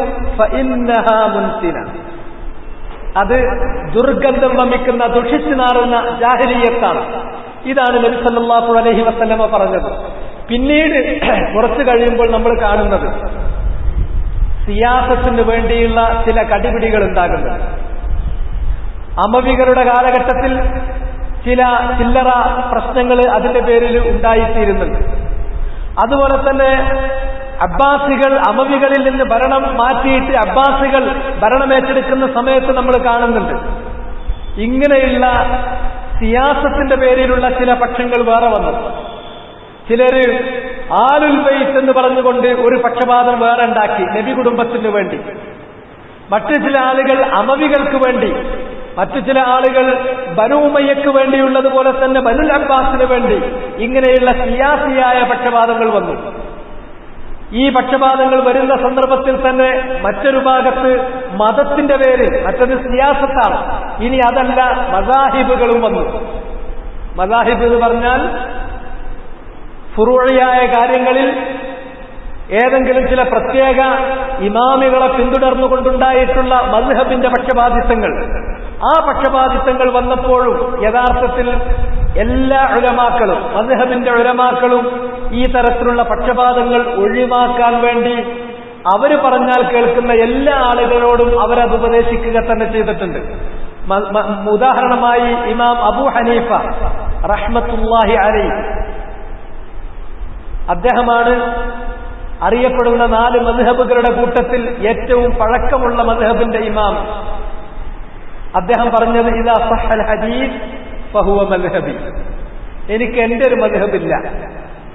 ഹദീസ് സഹീഹായി വന്നാൽ എന്റെ മദ്ഹബ് എന്ന് പറയുന്നത് അള്ളാഹു ഇറക്കുന്ന വഹിയാണ്, റസൂലുള്ളാഹി സ്വല്ലല്ലാഹു അലൈഹി വസല്ലമ പറയുന്ന വചനങ്ങളാണ്. ആ വചനങ്ങൾ വ്യാജമാണോ അതോ സ്വീകാര്യയോഗ്യമാണോ, ഇതേ പ്രശ്നമുള്ളൂ. ഒരു ഹദീസ് സഹീഹായാൽ ഫഹുവ മദ്ഹബി, അത് ഞാൻ അതിനെ പിന്തുടരുന്നു, അല്ലാതെ എന്നെ നോക്കി നിങ്ങൾ പിന്തുടരണ്ട. അതാണ് ഇസ്ലാമിന്റെ പ്രത്യേകത. ഹഖിന്റെ ആളുകളുടെ, അഹ്ലുൽ ഹഖിന്റെ പ്രത്യേകത അതാണ്. അവർക്കിടയിൽ ഒരുമയുണ്ട്. ബുന്യാനുൻ മർസൂസ്, വളരെ ഭംഗിയായി പടുത്തുയർത്തിയിട്ടുള്ള ഒരു മതിലിലുള്ള കല്ലുകൾ പോലെയാണ് ആളുകൾ. പക്ഷെ ഓരോ കല്ലും സത്യവുമായിട്ടതിന് ബന്ധമുണ്ട്, സത്യവുമായിട്ടതിനെ ബന്ധിപ്പിച്ച് വിളക്കി ചേർത്തിരിക്കുകയാണ്. അല്ലാതെ ഒരാൾക്ക് വേറൊരാളുമായിട്ടാണ് ബന്ധം, അയാൾക്കാണ് സത്യമായിട്ട് ബന്ധം, ഇല്ല, അങ്ങനെയില്ല. ഓരോരുത്തരും സത്യവുമായിട്ട് നേർക്കുനേരെയാണ് ബന്ധം. ഓരോരുത്തരും പക്ഷം പിടിക്കുന്നത്, കക്ഷി പിടിക്കുന്നത് സത്യത്തിന് വേണ്ടിയാണ്. സത്യത്തിന് വേണ്ടി കക്ഷി പിടിക്കുന്ന മറ്റൊരുത്തിന് വേണ്ടി കക്ഷി പിടിക്കലല്ല, സത്യത്തിന് വേണ്ടി സത്യത്തിന്റെ പക്ഷത്താണ് നിൽക്കുന്നത്. അബൂ ഹനീഫ പറഞ്ഞു, ഇദാ സഹൽ ഹദീസ് ഫഹുവ മദ്ഹബി. ഹാശിയത്ത് ഇബ്നു ആബിദീൻ, അതിൽ അദ്ദേഹത്തിന്റെ തന്നെ വാക്കുകൾ നമുക്ക് കാണാൻ സാധിക്കും. ലാ യഹില്ലു ലി അഹദിൻ, അബൂ ഹനീഫയുടെ വചനമാണ്, ഒരാൾക്കും അനുവദനീയമല്ല. അയ്യഖുദ ബിഖൗലിന, എന്റെ അഭിപ്രായം, എന്റെ വചനം സ്വീകരിക്കാൻ, മാ ലം യഅലം മിൻ ഐന അഖദ്നാഹു, ഈ അഭിപ്രായം അല്ലെങ്കിൽ ഈ പക്ഷം, ഈ അഭിപ്രായം, ഈ ഹുക്മ് ഏതിൽ നിന്നാണ് നാം സ്വീകരിച്ചത്, എന്ത് തെളിവിന്റെ അടിസ്ഥാനത്തിലാണ് ഈ ഹുക്മ് നാം പറഞ്ഞത് എന്ന് മനസ്സിലാക്കാത്ത ഒരാളും ഈ ഹുക്മ് എടുക്കരുത്. എന്തിനാ പറയുന്നത്? സത്യത്തിന്റെ ആളെ ഞാൻ പിന്തുടരുന്നു, സത്യത്തിന്റെ ആളല്ല, ഞാൻ സത്യത്തെ തന്നെ പിന്തുടരണം, സത്യത്തിന്റെ ആളുകളുടെ ഒപ്പം നിൽക്കണം, സത്യത്തെ പിന്തുടരണം. അല്ലാതെ സത്യത്തെ പിന്തുടരുന്നവനെ പിന്തുടരുന്ന പരിപാടിയല്ല. അബൂ ഹനീഫ ഏതിൽ നിന്നാണോ ഈ കാര്യം ഹുക്മെടുത്തത്, അതിന്റെ അബൂ ഹനീഫ റഹ്മഹുല്ലാഹ് എന്ത് തെളിവാണോ അവലംബമാക്കിയത് അത് മനസ്സിലാക്കി അത് ശരിയാണ്, അത് സത്യമാണ് എന്ന് ബോധ്യമുള്ളവരാണ് ഇത് സ്വീകരിക്കേണ്ടത്. وفي رواية حرام على من لم يعرف دليلي أن يفتي بكلامي, എന്റെ ദലീൽ അറിയാത്ത ഒരാൾ ഞാനൊരു കാര്യത്തിൽ ഇതാണ് ഹുക്മ് എന്ന് പറഞ്ഞിട്ടുണ്ടെങ്കിൽ ആ ഹുക്മ് അതാണ് എന്ന് ഫത്വ നൽകുന്ന ഒരാൾക്ക് ഞാൻ പറഞ്ഞ ദലീൽ അറിയൽ നിർബന്ധമാണ്. ദലീൽ അറിയാത്ത ഒരാൾ എന്റെ ഖൗൽ സ്വീകരിക്കുന്നത് അത് വിലക്കപ്പെട്ടതാണ്, അത് പാടില്ലാത്തതാണ് എന്നാണ് ഇമാം അബൂ ഹനീഫയുടെ വചനം.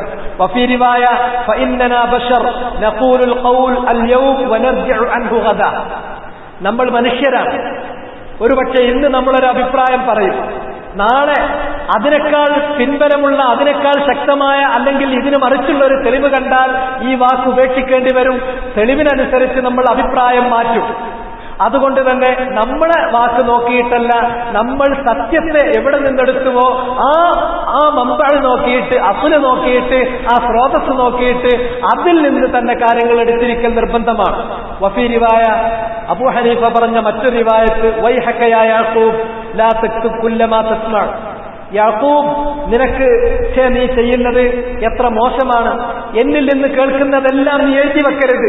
കുല്ലമാ തസ്മഉ മിന്നി فإني قد أرى الرأي اليوم وأتركه غدا وأرى الرأي غدا وأتركه بعد غد, ഞാൻ ഇന്ന് ഒരഭിപ്രായം എനിക്കുണ്ടാകും, തെളിവ് അതിനേക്കാൾ ശക്തമായ തെളിവ് മറ്റൊന്നാന്ന് പറയുകയാണെങ്കിൽ മറ്റന്നാൾ ഞാൻ ആ അഭിപ്രായം മാറ്റി പറയേണ്ടി വരും.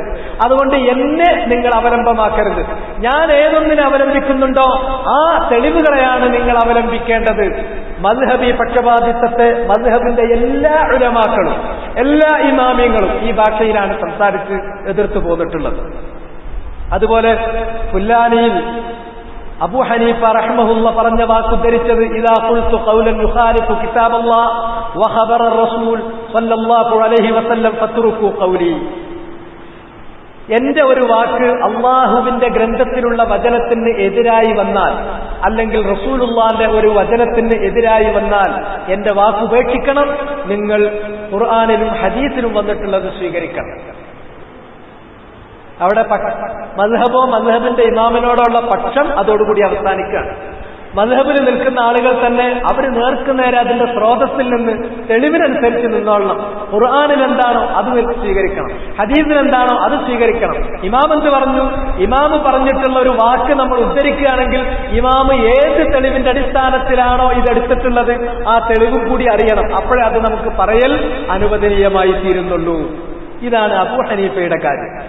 എന്നാൽ രണ്ടാമത്തെ ഇമാമു ദാരുൽ ഹിജ്റ മാലിക് ഇബ്നു അനസ് റഹിമഹുല്ലാഹു തആല അദ്ദേഹം പറഞ്ഞു, ഇന്നമാ അന ബശർ أخطئ وأصيب فانظروا في رأيي فكل ما وافق الكتاب والسنة فخذوه وكل ما لم يوافق الكتاب والسنة فاتركوه. ഞാനൊരു മനുഷ്യൻ മാത്രമാണ്. ഉഖ്തിഉ വഉസീബ്, എനിക്ക് അബദ്ധം പിണയാം, അതുപോലെ തന്നെ ഞാൻ ചെയ്യുന്നതിൽ, ഞാൻ അഭിപ്രായപ്പെടുന്നതിൽ സുബദ്ധവും ഉണ്ടാകാം. അതുകൊണ്ട് ഞാനൊരു കാര്യത്തിൽ അഭിപ്രായം പറഞ്ഞാൽ ഫൻദുറൂ ഫീ റഅയി, എന്റെ അഭിപ്രായത്തെ അപ്പടി നിങ്ങൾ സ്വീകരിക്കരുത്, അത് നിങ്ങൾ വിലയിരുത്തണം. ഫകുല്ലു മാ വാഫഖൽ കിതാബ വസ്സുന്നത ഫഖുദൂ, എന്നിട്ട് ഏതിനോടാണ് നിങ്ങൾ തട്ടിച്ചു നോക്കേണ്ടത്? ഖുർആനിന്റെ വചനങ്ങളോടും റസൂലുള്ളാഹിന്റെ സുന്നത്തിനോടും നിങ്ങൾ അത് യോജിക്കുന്നതായി കണ്ടാൽ മാത്രം സ്വീകരിക്കുക.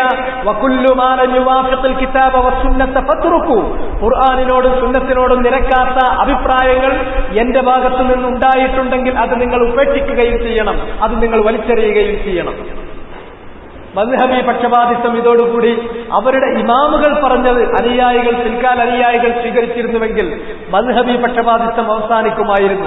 ഇബ്നു അബ്ദുൽ ബർ ഉദ്ധരിക്കുന്നതനുസരിച്ച് ഇമാം മാലിക് പറഞ്ഞത് ലൈസ അഹദുൻ ബഅദൻ നബിയ്യി ഇല്ലാ വയുഖദു മിൻ ഖൗലിഹി വയുതറക് ഇല്ല നബിയ്യു സല്ലല്ലാഹു അലൈഹി വസല്ലം, നബി സല്ലല്ലാഹു അലൈഹി വസല്ലം മാത്രമാണ് ഹുജ്ജ. അതുകൊണ്ട് ഹുജ്ജത്തല്ലാത്ത ഒരാളെ ഹുജ്ജത്തായി സ്വീകരിക്കലാണ് തഖ്ലീദ്. ഹുജ്ജത്തല്ലാത്ത ഒരാളെ ഹുജ്ജത്തില്ലാതെ സ്വീകരിക്കലാണ് തഖ്ലീദ്. നബി സല്ലല്ലാഹു അലൈഹി വസല്ലമ ഹുജ്ജത്താണ്, അതുകൊണ്ട് നബി പറയുന്നത് അപ്പടി സ്വീകരിക്കണം, കുഴപ്പമില്ല. നബിക്ക് താഴെയുള്ള ആളുകൾ അവർ ഹുജ്ജത്തല്ല, അതുകൊണ്ട് തന്നെ അവര് നബി സല്ലല്ലാഹു അലൈഹി വസല്ലമയോ അല്ലെങ്കിൽ ഖുർആനിൽ അല്ലാഹുവോ പറഞ്ഞ ഒരു ഹുജ്ജത്ത് അതിന്റെ വെളിച്ചത്തിലേ അവരെ സ്വീകരിക്കാൻ പാടുള്ളൂ, അല്ലെങ്കിൽ അത് തഖ്ലീദായി തീരും. റസൂലുള്ളാഹിക്ക് ശേഷം ഒരാളുമില്ല ഇല്ലാ വയുഖദു മിൻ ഖൗലിഹി വയുസ്റക്, അവരുടെ വാക്കിൽ സ്വീകരിക്കേണ്ടതും തള്ളേണ്ടതും ഇല്ലാത്ത ഒരാളുമില്ല. ഇബ്നു അബീ ഹാത്തിം ഉദ്ധരിക്കുന്നിടത്ത് കാണാം ഖാല ഇബ്നു വഹബ് പറയുന്നു സമിഅ്തു മാലികൻ, ഇമാം മാലിക്കിനെ ഞാൻ കേട്ടു. സുഇല, അദ്ദേഹത്തോട് ആരോ ചോദിക്കുകയാണ് അൻ തഖ്ലീലി അസാബിഉ റിജ്ലൈൻ ഫിൽ വുളു, വുളു ഉണ്ടാക്കുമ്പോൾ രണ്ട് കാലിന്റെയും വിരലുകൾക്കിടയിൽ വെള്ളം ചേർക്കുന്നതിനെ സംബന്ധിച്ച് വിരലകറ്റിയിട്ട് വെള്ളം ചേർത്ത് കൊടുക്കുക. ഫഖാല ലൈസ ദാലിക അലന്നാസ്, അങ്ങനെ വിരലുകൾ അകറ്റിപ്പിടിച്ച് വെള്ളം ചേർക്കേണ്ട ഒരു ബാധ്യത ഇല്ല, ജനങ്ങൾ അങ്ങനെ ചെയ്യേണ്ടതില്ല. ഇതാണ് ഇമാം മാലിക് പറഞ്ഞത്. ഖാല, അങ്ങനെ ഇബ്നു വഹബ് പറയാണ് ഫതറക്കുഹു, അപ്പോൾ ഞാൻ ഒന്നും പറഞ്ഞില്ല, ഞാൻ ഇമാം മാലിക്കിനെ വിട്ടേച്ചു. ഹത്താ ഖഫന്നാസ്, അദ്ദേഹത്തിന്റെ മജ്ലിസിലുള്ള ആളുകളൊക്കെ പോയി, മജ്ലിസിലുള്ള ആളുകൾ ചുരുങ്ങുന്നത് വരെ. ഫഖുൽതു ലഹു, മജ്ലിസിലുള്ള ആളുകളൊക്കെ പോയി സദസ്സ് പിരിഞ്ഞു കഴിഞ്ഞപ്പോൾ ഫഖുൽതു ലഹു, ഞാൻ ഇമാം മാലിക്കിനോട് പറഞ്ഞു ഇൻദനാ ഫീ ദാലിക സുന്ന, നിങ്ങൾ ഫത്വ കൊടുത്ത വിഷയത്തിൽ നമുക്കൊരു സുന്നത്ത് കിട്ടിയിട്ടുണ്ട്. എന്താണ് ആ സുന്നത്ത്? ഫഖാല മാഹി, ഇമാം മാലിക് ചോദിച്ചു ഇബ്നു വഹബിനോട്, എന്താണ് ആ സുന്നത്ത്?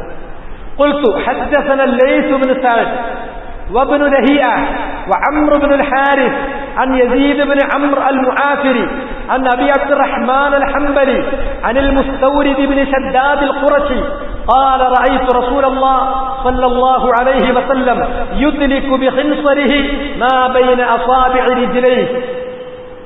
പൂർണ്ണ രൂപത്തിൽ സനദ് ഉദ്ധരിച്ചു കൊടുത്തുകൊണ്ടാണ് പറയുന്നത്. മൂന്നാളുകൾ എന്നോട് പറഞ്ഞു. ആ മൂന്നാളുകൾ, ഒന്ന് ലൈസ് ഇബ്നു സഅദ്, മറ്റൊന്ന് ഇബ്നു ലഹിയ, മറ്റൊന്ന് അംർ ഇബ്നുൽ ഹാരിസ്. അവർക്ക് കിട്ടിയിട്ടുള്ളത് യസീദ് ഇബ്നു അംറുൽ മുആഫിരിയിൽ നിന്ന്. യസീദ് ഇബ്നു അംറിന് ഹദീസ് കിട്ടിയത് അബൂ അബ്ദുറഹ്മാൻ അൽ ഹംബലിയിൽ നിന്ന്.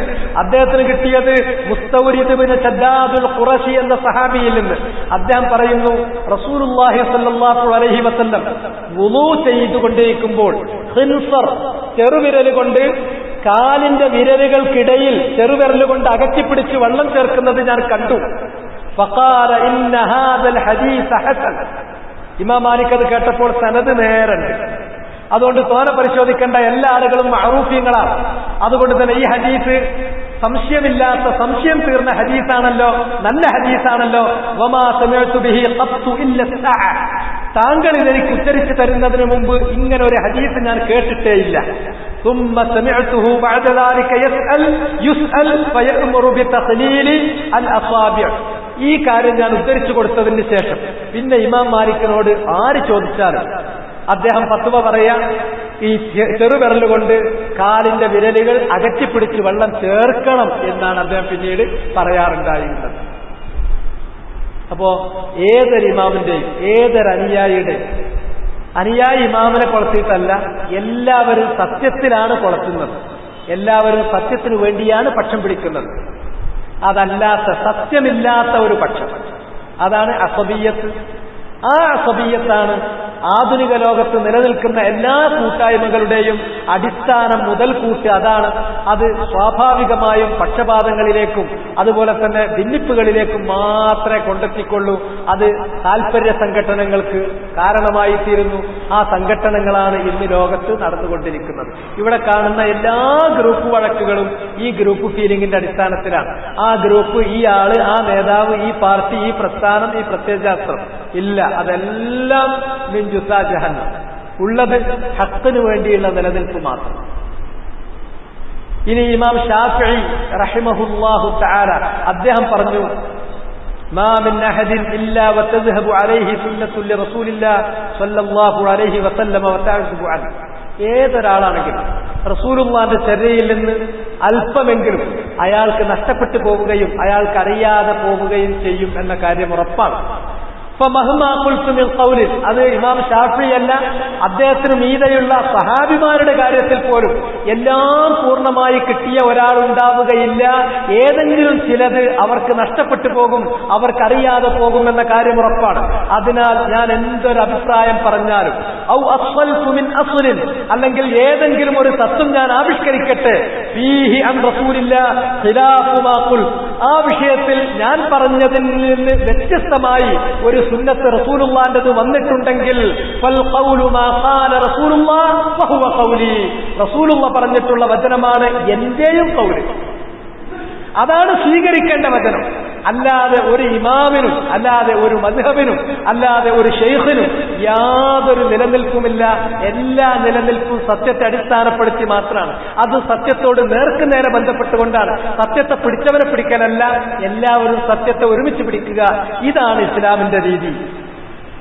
അജ്മഅൽ മുസ്ലിമൂൻ, ഇമാം ഷാഫിഈ തന്നെ പറഞ്ഞിട്ടുള്ള പ്രസിദ്ധമായ വചനം, അജ്മഅൽ മുസ്ലിമൂൻ അലാ അന്ന മൻ ഇസ്തബാന ലഹു സുന്നത്തുൻ അൻ റസൂലില്ലാഹി സ്വല്ലല്ലാഹു അലൈഹി വസല്ലം ലം യഹില്ല ലഹു അൻ യദഅഹാ ലിഖൗലി അഹദ്. അജ്മഅൽ മുസ്ലിമൂൻ, മുസ്ലിമീങ്ങളുടെ ഇടയിൽ അഭിപ്രായ വ്യത്യാസമില്ലാത്ത ഏകകണ്ഠമായിട്ടുള്ള കാര്യമാണ് അന്ന മൻ ഇസ്തബാന ലഹു സുന്നത്തുൻ അൻ റസൂലില്ലാഹി സ്വല്ലല്ലാഹു അലൈഹി വസല്ലം, നബി സ്വല്ലല്ലാഹു അലൈഹി വസല്ലമയുടെ ഒരു സുന്നത്ത് ആർക്കെങ്കിലും വ്യക്തമായി കിട്ടിക്കഴിഞ്ഞാൽ ലം യഹില്ല ലഹു, സുന്നത്ത് വന്നു കഴിഞ്ഞാൽ അയാൾക്ക് പറ്റില്ല അൻ യദഅഹ, ആ സുന്നത്തിനെ ഉപേക്ഷിക്കാൻ ലിഖൗലി അഹദ്, മറ്റാരുടെയെങ്കിലും ഒരു അഭിപ്രായത്തിന് വേണ്ടി. ഇമാം ഷാഫി പറഞ്ഞു എന്ന് പറഞ്ഞിട്ട് ഒഴിവാക്കാൻ പറ്റില്ല, അബൂ ഹനീഫ പറഞ്ഞു എന്ന് പറഞ്ഞ് ഒഴിവാക്കാൻ പറ്റില്ല. ആരൊക്കെ കാഇനൻ മൻ കാൻ, ആരാണെങ്കിലും. അപ്പൊ അസ്ല് ഖാലല്ലാഹു വഖാല റസൂലുഹു, ഈ അസ്ലുണ്ടെങ്കിൽ അതും മുറുകെ പിടിക്കണം. ആ അസ്ലിന് വേണ്ടി പക്ഷം പിടിക്കണം. ആ അസ്ലിന് വേണ്ടിയല്ലാത്ത എല്ലാ പക്ഷങ്ങളും അത് അസബിയത്താണ്, അസബിയത്ത് ജാഹിലിയത്താണ്, അത് നരകത്തിന്റെ ജുസ്സ ആണ്. ഇതാണ് നബി സല്ലല്ലാഹു അലൈഹി വസല്ലം നമ്മെ പഠിപ്പിച്ചിരിക്കുന്ന പാഠം. ഇമാം നവവി ഇമാം ഷാഫിയുടെ ഖൗൽ ഉദ്ധരിക്കുന്നുണ്ട്, ഇദാ വജത്തും ഫീ കിതാബി خلاف سنة رسول الله صلى الله عليه وسلم فقولوا بسنة رسول الله صلى الله عليه وسلم ودعوا ما قلت, وفي رواية فاتبعوها ولا تلتفتوا إلى قول أحد. എന്റെ ഏതെങ്കിലും ഒരു ഗ്രന്ഥത്തിൽ നിങ്ങൾ കണ്ടെത്തുകയാണ് ഖിലാഫ് സുന്നത്തി റസൂലില്ലാഹി സ്വല്ലല്ലാഹു അലൈഹി വസല്ലം, റസൂലുള്ളാഹിന്റെ സുന്നത്തിൽ നിന്ന് വ്യത്യസ്തമായിട്ടുള്ള ഒരു കാര്യം എന്റെ ഗ്രന്ഥത്തിൽ ഞാൻ എഴുതിയാൽ ഫഖൂലു ബിസുന്നത്തി റസൂലില്ലാഹ്, റസൂലുള്ളാഹിന്റെ സുന്നത്താണ് നിങ്ങൾ എടുക്കേണ്ടത്, നിങ്ങൾ പറയേണ്ടത്. വദഉ മാ ഖുൽത്, ഞാൻ പറഞ്ഞത്, ഞാൻ എഴുതിയത് അത് നിങ്ങൾ ഉപേക്ഷിക്കുക തന്നെ വേണം. ഫത്തബിഊഹാ വലാ തൽതഫിതു ഇലാ ഖൗലി അഹദ്, അങ്ങനെ സുന്നത്തിൽ വന്നിട്ടുള്ളത് ഏതോ അത് പിന്തുടരണം, അതല്ലാത്ത മറ്റൊന്നിലേക്കും മറ്റൊരാളിലേക്കും നിങ്ങൾ തിരിഞ്ഞു നോക്കേണ്ടതില്ല എന്ന് ഇമാം ഷാഫിഈ തങ്ങൾ പറഞ്ഞിട്ടുണ്ട്.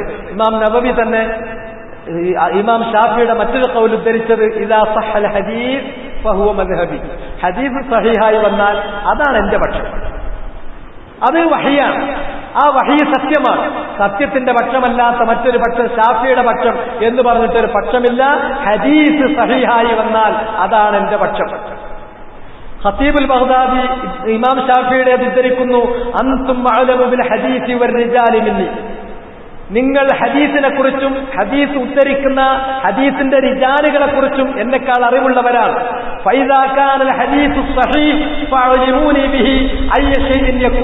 അതുകൊണ്ട് ഏതെങ്കിലും ഒരു വിഷയത്തിൽ സഹിഹായ ഹദീസ് നിങ്ങൾക്ക് കിട്ടിയാൽ എന്താണ് അതിന്റെ കാര്യം എന്നുള്ളത് എന്നെ നിങ്ങൾ അറിയിക്കണം. കൂഫിയൻ ഔ ബസറിയൻ ഔ ശാമിയൻ ഹത്താ അദ്ഹബ ഇലൈഹി ഇദാ കാൻ, അത് ശാമി ഉദ്ധരിക്കുന്ന ഹദീസാണെങ്കിലും കൂഫി ഉദ്ധരിക്കുന്ന ഹദീസാണെങ്കിലും അതല്ലെങ്കിൽ ബസറി ഉദ്ധരിക്കുന്ന ഹദീസാണെങ്കിലും അതിൽ യാതൊരു വ്യത്യാസമല്ല. ഏത് നാട്, ഏത് ജനവർഗം, ഏത് വിഭാഗം വ്യത്യാസമല്ല. ഹദീസ് സഹിഹായി പറഞ്ഞാൽ ഞാൻ അവന്റെ അടുക്കലേക്ക് പോകും, അത് സ്വീകരിക്കും, അതായിരിക്കും എന്റെ പക്ഷം. അതല്ലാത്ത ഒരു പക്ഷം ഇമാം ശാഫിഈക്കില്ല. ഇതാണ് സത്യത്തിന്റെ പക്ഷമേ ഉണ്ടാകാൻ പാടുള്ളൂ. അബൂ നുഈം ഉദ്ധരിക്കുന്നു, كل مسألة صح فيها الخبر عن رسول الله صلى الله عليه وسلم عند أهل النقل بخلاف ما قلت فأنا راجع عنها في حياتي وبعد موتي. ഏതൊരു മസലയിൽ റസൂലുള്ളാഹിന്റെ അടുക്കൽ നിന്ന് സഹീഹായ ഒരു ഹദീസ് വന്നു, ആ ഹദീസിന് എതിരിൽ അതിൽ നിന്ന് വ്യത്യസ്തമായ ഒരു അഭിപ്രായം ഞാൻ പറഞ്ഞിട്ടുണ്ട് എങ്കിൽ ആ ഹദീസ് സഹീഹായി വരുന്നതോടുകൂടി ഞാൻ എന്റെ അഭിപ്രായത്തിൽ നിന്ന് പിൻവാങ്ങിയിരിക്കുന്നു. ഞാൻ സഹീഹായി വന്ന ഹദീസ് അതിലേക്ക് മടങ്ങിയിരിക്കുന്നു. അതായിരിക്കും എന്റെ പക്ഷം, അതായിരിക്കും എന്റെ വാദം. ഞാൻ ജീവിച്ചിരിക്കുകയാണെങ്കിലും അല്ല ഇനി മരിച്ച് ഖബറിലായി പോയാലും എന്റെ പക്ഷം സഹീഹായി വന്ന ഹദീസ് അതേതോ അതായിരിക്കും എന്റെ പക്ഷം. ഇതാണ് ഇമാം ശാഫിഈ പറഞ്ഞത്. ഇബ്നു അബ്ബാസ് ഉദ്ധരിച്ചു, ഇദാ റഅയ്തുമൂനി യഖൂലു ഖൗലൻ വഖദ് സഹഹ അൻ നബിയ്യി ഖിലാഫുഹു ഫഅലമു അന്ന അഖ്ലി ഖദ് ദഹബ. ഞാനൊരു അഭിപ്രായം പറഞ്ഞു, ആ വിഷയത്തിൽ റസൂലുള്ളാഹിന്റെ അടുക്കൽ നിന്ന് സഹീഹായ റിവായത്ത് വന്നാൽ എന്റെ അഖൽ ആ വിഷയത്തിൽ പോയിട്ടുണ്ട്, നശിച്ചിട്ടുണ്ട് എന്ന് കരുതിക്കോളി. എന്റേതിനെ നിങ്ങൾ സ്വീകരിക്കരുത്, ഹദീസിനെയാണ് നിങ്ങൾ സ്വീകരിക്കേണ്ടത് എന്നർത്ഥം. ഇബ്നു അസാക്കിർ തന്നെ പറഞ്ഞു, കുല്ലു മാ ഖുൽതു ഫകാന അൻ നബിയ്യി ഖിലാഫു ഖൗലി മിമ്മാ യസ്ഹു ഫഹദീസു നബിയ്യി സല്ലല്ലാഹു അലൈഹി വസല്ലം ഔലാ ഫലാ തുഖല്ലിദൂനി. ഏതൊരു വിഷയത്തിൽ ഞാൻ പറഞ്ഞതിൽ നിന്ന് വ്യത്യസ്തമായി സഹീഹായ ഹദീസ് നബിയിൽ നിന്ന് വന്നുവോ ആ വിഷയത്തിൽ റസൂലുള്ളാഹിന്റെ ഹദീസിനെയാണ് നിങ്ങൾ മുറുകെ പിടിക്കേണ്ടത്, അതാണ് മുറുകെ പിടിക്കാൻ തരപ്പെട്ടത്. ഫലാ തുഖല്ലിദൂനി, എന്നെ നിങ്ങൾ അനുകരിക്കരുത്. ഇബ്നു അബീ ഹാത്തിം പറഞ്ഞു, കുല്ലു ഹദീസിൻ അനിൻ നബിയ്യി ഫഹുവ ഖൗലി വഇൻ ലം തസ്മഊഹു മിന്നി. റസൂലുള്ളാഹിന്റെ അടുക്കൽ നിന്ന് ഉദ്ധരിക്കപ്പെട്ട സഹീഹായ ഹദീസുകൾ അതാണ് എന്റെ ഖൗല്, അത് എന്നിൽ നിന്ന് നിങ്ങൾ കേട്ടിട്ടില്ലെങ്കിൽ പോലും, ഞാനത് ഉദ്ധരിക്കുന്നത് നിങ്ങൾ കേട്ടിട്ടില്ലെങ്കിൽ പോലും നബിയിൽ നിന്ന് ഓരോ വിഷയത്തിലും ഉദ്ധരിക്കപ്പെട്ട സഹീഹ് ആയ ഖൗൽ എന്താണോ അതാണ് ഇമാം ശാഫിഈയുടെ പക്ഷം. അല്ലാതെ നബിയിൽ നിന്ന് ഉദ്ധരിക്കാത്ത, നബിയിൽ നിന്ന് വരാത്ത, അതിൽ നിന്ന് വ്യത്യസ്തമായ ഒരു പക്ഷം എനിക്കില്ല. ഇനി അഹ്മദ് ബിൻ ഹംബൽ, നാലാമത്തെ ഇമാം, അദ്ദേഹത്തിന്റെ കാര്യം എടുത്തു നോക്കാം.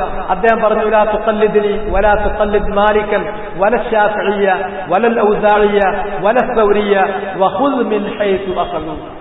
നിങ്ങൾ എന്നെ അനുകരിക്കരുത്, അല്ലെങ്കിൽ ഇമാം മാലിക്കിനെ അനുകരിക്കരുത്, അല്ലെങ്കിൽ ഷാഫിഈയെ നിങ്ങൾ എന്ത് ചെയ്യരുത്, അന്ധമായി അനുകരിക്കരുത്, അല്ലെങ്കിൽ ഔസാഇ അനുകരിക്കരുത്, അല്ലെങ്കിൽ സൗരിയെ അനുകരിക്കരുത്. വഖുദ് മിൻ ഹൈസു അഖദു. മറിച്ച് നിങ്ങൾ ചെയ്യേണ്ടത് ഈ ഇമാമിങ്ങളൊക്കെ ഏതിൽ നിന്നെടുത്തോ അതിൽ നിന്നെടുക്കണം. സത്യത്തിന്മേൽ തൂങ്ങിയ ആളുടെ കാലിൽ തൂങ്ങലല്ല. അവര് നമുക്ക് എത്രയാണ് ഉപകരിക്കുക, ഈ കാര്യങ്ങൾ നമുക്ക് എത്തിച്ചു തരാനും പഠിപ്പിച്ചു തരാനും അതിനവർ വളരെയധികം ഉപകരിക്കും. അവരോട് നമ്മൾ ചോദിക്കണം, അവരോട് നമ്മൾ പഠിക്കണം. അത് നേരത്തെ മുഹറിന്റെ മുമ്പുള്ള ദർസിൽ ഞാൻ വിശദീകരിച്ചതാണ്. അതല്ലാതെ അവരെ പഠിക്കാൻ ഉപയോഗിക്കല്ലാതെ അവരോടുകൂടി അവസാനിപ്പിച്ചു. തൂങ്ങിയവന്റെ കാലിൽ തൂങ്ങുന്ന അവസ്ഥ ഇല്ലാതാണ്. അതുകൊണ്ട് ഇമാം അഹ്മദ് പറഞ്ഞിട്ടുള്ളത്, ഇവരൊന്നും നിങ്ങൾ അനുകരിക്കരുത്, നിങ്ങൾ അവരെടുത്ത അതേ സോഴ്സിൽ നിന്നെടുക്കണം. നിന്റെ ദീനിന്റെ വിഷയത്തിൽ ഈ പറഞ്ഞ ആരെയും നീ അനുകരിക്കരുത്. അതിനാൽ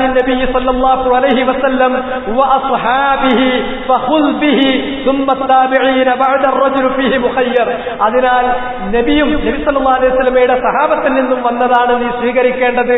അതല്ല നിങ്ങൾ മറ്റുള്ള ആളുകളെ പിന്തുടരുകയല്ല ചെയ്യേണ്ടത്. അബൂദാവൂദ് പറയുന്നു, അൽ-ഇത്തിബാഉ അൻ യത്തബിഅ അർ-റജുലു മാ ജാഅ അൻ-നബി വ അൻ സ്വഹാബിഹി സുമ്മ ഹുവ മിൻ ബഅദി താബിഈന മുഖയ്യർ.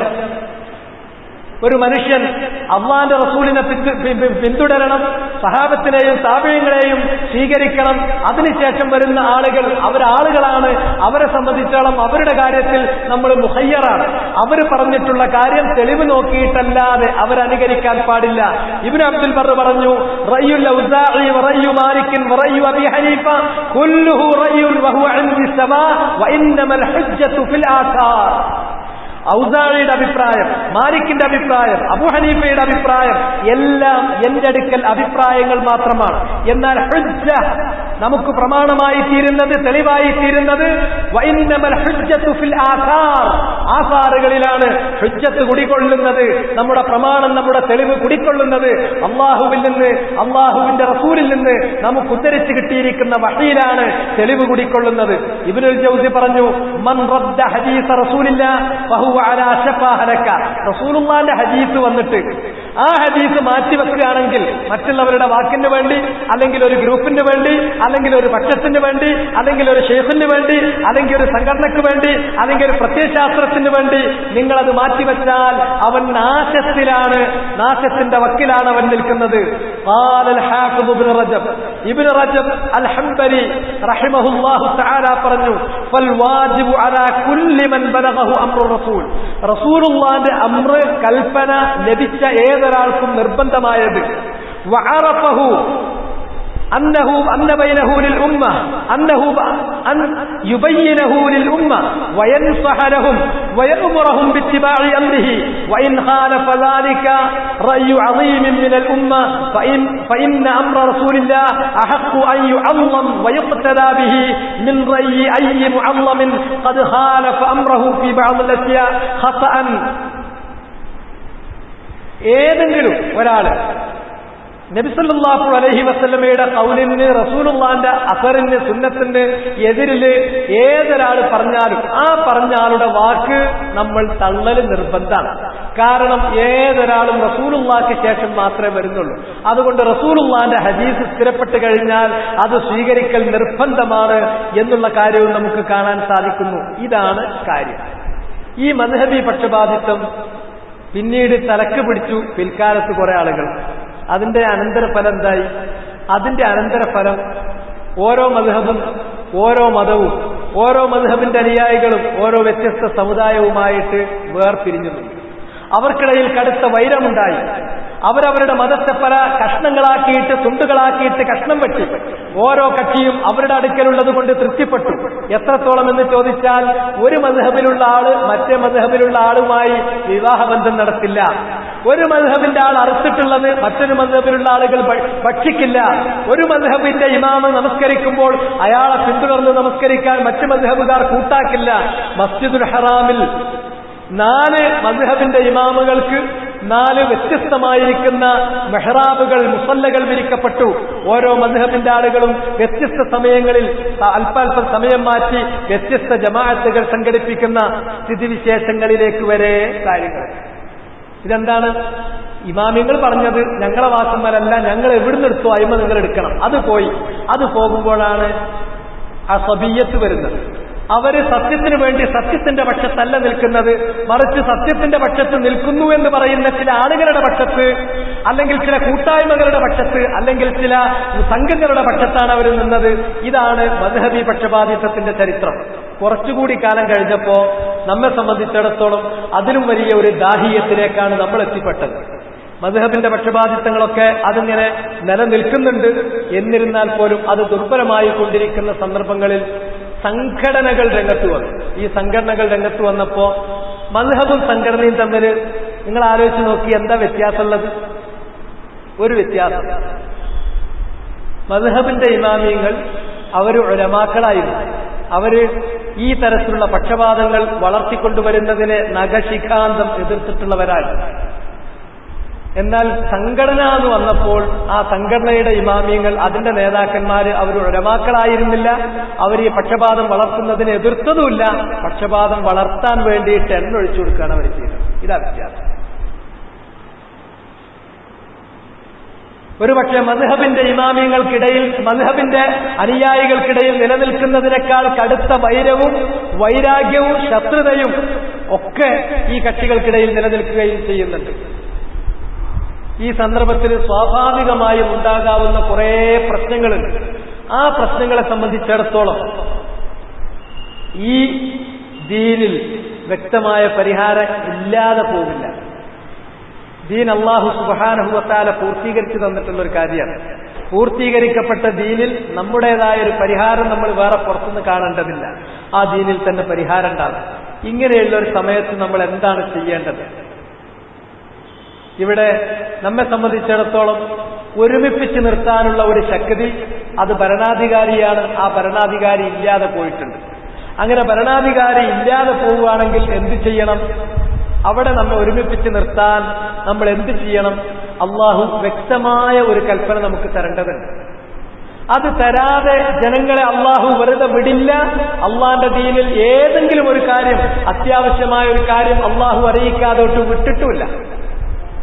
പലപ്പോഴും പല ആളുകളും അവരുടെ മനസ്സിൽ ഈ കാര്യങ്ങളൊക്കെ കേൾക്കുമ്പോൾ ഇത് ശരി തന്നെയാണ്, നല്ല ബോധ്യം വരും. പക്ഷെ പിന്നെ പ്രായോഗിക തലത്തിൽ നമ്മൾ എന്ത് ചെയ്യും? അവിടെ അവർക്ക് ബുദ്ധിപരമായ ഒരു പ്രതിസന്ധി അവർ കൃത്രിമമായി നിർമ്മിച്ചുണ്ടാക്കുകയും ആ പ്രതിസന്ധിയിൽ മുട്ടിയിട്ട് ഇവിടെയുള്ള ഈ ശരിയല്ലാത്ത മാർഗങ്ങളിലേക്ക് തന്നെ അവസാനം അവർ കൂപ്പുകുത്തി മടങ്ങിപ്പോകുകയും ചെയ്യും. യഥാർത്ഥത്തിൽ അത് നുസൂസുകളും ആസാറുകളും പഠിക്കുന്നതിനും പരിശോധിക്കുന്നതിനും സംബന്ധിച്ചുള്ള വീഴ്ചയാണ് അതിന്റെ കാരണം.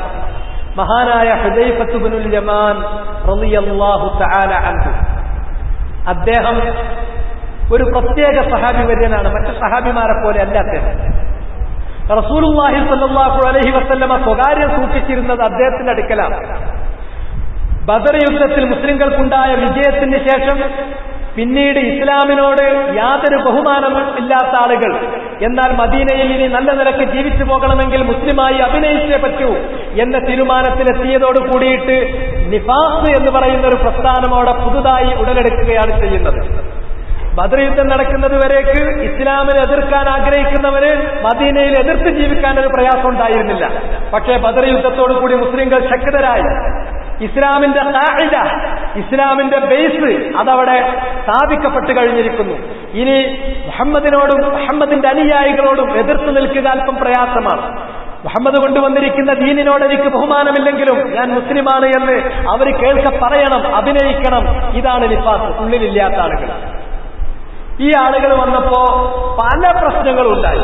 അവരെ കൊണ്ട് റസൂലുള്ളാഹി സ്വല്ലല്ലാഹു അലൈഹി വസല്ലം ഞാൻ ഈ പറഞ്ഞ ഈ സന്ദർഭം തൊട്ട് അവിടുന്ന് വഫാത്താകുന്നത് വരെ റസൂലുള്ളാഹി സ്വല്ലല്ലാഹു അലൈഹി വസല്ലം മുനാഫിഖുകളാൽ പരീക്ഷിക്കപ്പെടുകയാണ് ചെയ്യപ്പെട്ടിട്ടുള്ളത്. റസൂലുള്ളാഹി സ്വല്ലല്ലാഹു അലൈഹി വസല്ലമയുടെ പത്നിയെ സംബന്ധിച്ച് ഇഫ്കിന്റെ ചരിത്രം നമുക്കറിയാവുന്നതാണ്. അപവാദ പ്രചരണം ഉണ്ടാക്കി അഴിച്ചുവിട്ടത് മുനാഫിഖുകളായിരുന്നു. യുദ്ധത്തിന് പോകുമ്പോൾ പാതി വഴിയിൽ വെച്ചിട്ട് അവർ തിരിഞ്ഞു പോരും. ഇതാ മുഹമ്മദ് അങ്ങനെ ചെയ്യുന്നു, മുഹമ്മദ് ഇങ്ങനെ ചെയ്യുന്നു. ആളുകളുടെ ഇടയിൽ അങ്കലാപ്പുണ്ടാക്കാൻ നിർണായകമായ ഘട്ടങ്ങളിൽ എന്തൊക്കെ ചെയ്യാൻ പറ്റുമോ എല്ലാ പാരകളും എല്ലാ കാലുവലിക്കലും അവർ നടത്തുമായിരുന്നു. ഇങ്ങനെ റസൂലുള്ളാഹി ആ കാലം തൊട്ട് അവിടുന്ന് വഫാത്താകുന്നത് വരെയുള്ള കാലയളവിൽ ഒരിക്കലും മുനാഫിഖീങ്ങളുടെ പരീക്ഷണത്തിൽ നിന്ന് രക്ഷപ്പെട്ടു പോയിട്ടില്ല. ആരാണ് മുനാഫിഖ് എന്ന് പോലും തീർത്തു പറയാൻ പറ്റാത്ത സ്ഥിതി അല്ലാഹു വഹയിലൂടെ അറിയിച്ചു കൊടുത്തു. ഇന്നവരാണ്. ആ ലിസ്റ്റ് റസൂലുള്ളാഹി പറഞ്ഞു കൊടുത്തത് ഹുദൈഫ റളിയല്ലാഹു തആല അൻഹുവിനാണ്. സഹാബത്ത് എന്ന് പറഞ്ഞാൽ നമ്മളെ ആളുകളെ പോലെയല്ല. നമ്മൾ എന്ന് പറഞ്ഞാൽ നല്ല സുരക്ഷിതരാണ്. തികഞ്ഞ 916 കാരറ്റ് മുസ്ലിമാണ്. ഞാനത് മരിച്ചു കിട്ടിയാൽ നേരെ സ്വർഗത്തിലാണ് എന്ന് വിശ്വസിക്കുന്ന പരുവത്തിലാണ് നമ്മുടെ ആളുകളുടെ മനസ്ഥിതി. അത് ജഹാലത്തിന്റെ അങ്ങേയറ്റാണ്. എന്നാൽ സലഫുസ് സാലിഹുകൾ ഓരോരുത്തരും അവരുടെ കാര്യത്തിൽ ഭയപ്പെടുകയാണ് ചെയ്യുന്നത്, നിഫാഖ് വരുന്നുണ്ടോ എന്ന്. ഇബ്നു അബീ മുലൈക പറയാണ്, ഞാൻ 70ഓളം സഹാബിമാരെ കണ്ടുമുട്ടിയിട്ടുണ്ട്. കുല്ലുഹും യഖാഫൂന അലാ നഫ്സിഹി നിഫാഖ്. ആ കണ്ടുമുട്ടിയ ഏതെങ്കിലും ഒരു സഹാബി താൻ തീർത്തും സുരക്ഷിതനാണ് എന്ന മനോഭാവക്കാരനായിരുന്നില്ല. തന്റെ അടുക്കൽ നിഫാഖ് വരുമോ എന്ന് ഭയപ്പെടുന്നവനായിരുന്നു. മുനാഫിഖീങ്ങളുടെ പട്ടിക ഹുദൈഫയുടെ അരികിൽ വന്നപ്പോൾ ഉമർ ഇബ്നുൽ ഖത്താബ് റളിയല്ലാഹു തആല അൻഹു ചെന്നിട്ട് ഹുദൈഫയോട് കരഞ്ഞു. എന്നിട്ട് ആവശ്യപ്പെട്ടത്, റസൂലുള്ളാഹി സ്വല്ലല്ലാഹു അലൈഹി വസല്ലം മുനാഫിഖീങ്ങളുടെ പേര് വിവരം താങ്കൾ അറിയിച്ചുവല്ലോ, ആ കൂട്ടത്തിൽ എന്റെ പേരുണ്ടോ എന്നൊന്ന് പറഞ്ഞു തരണം.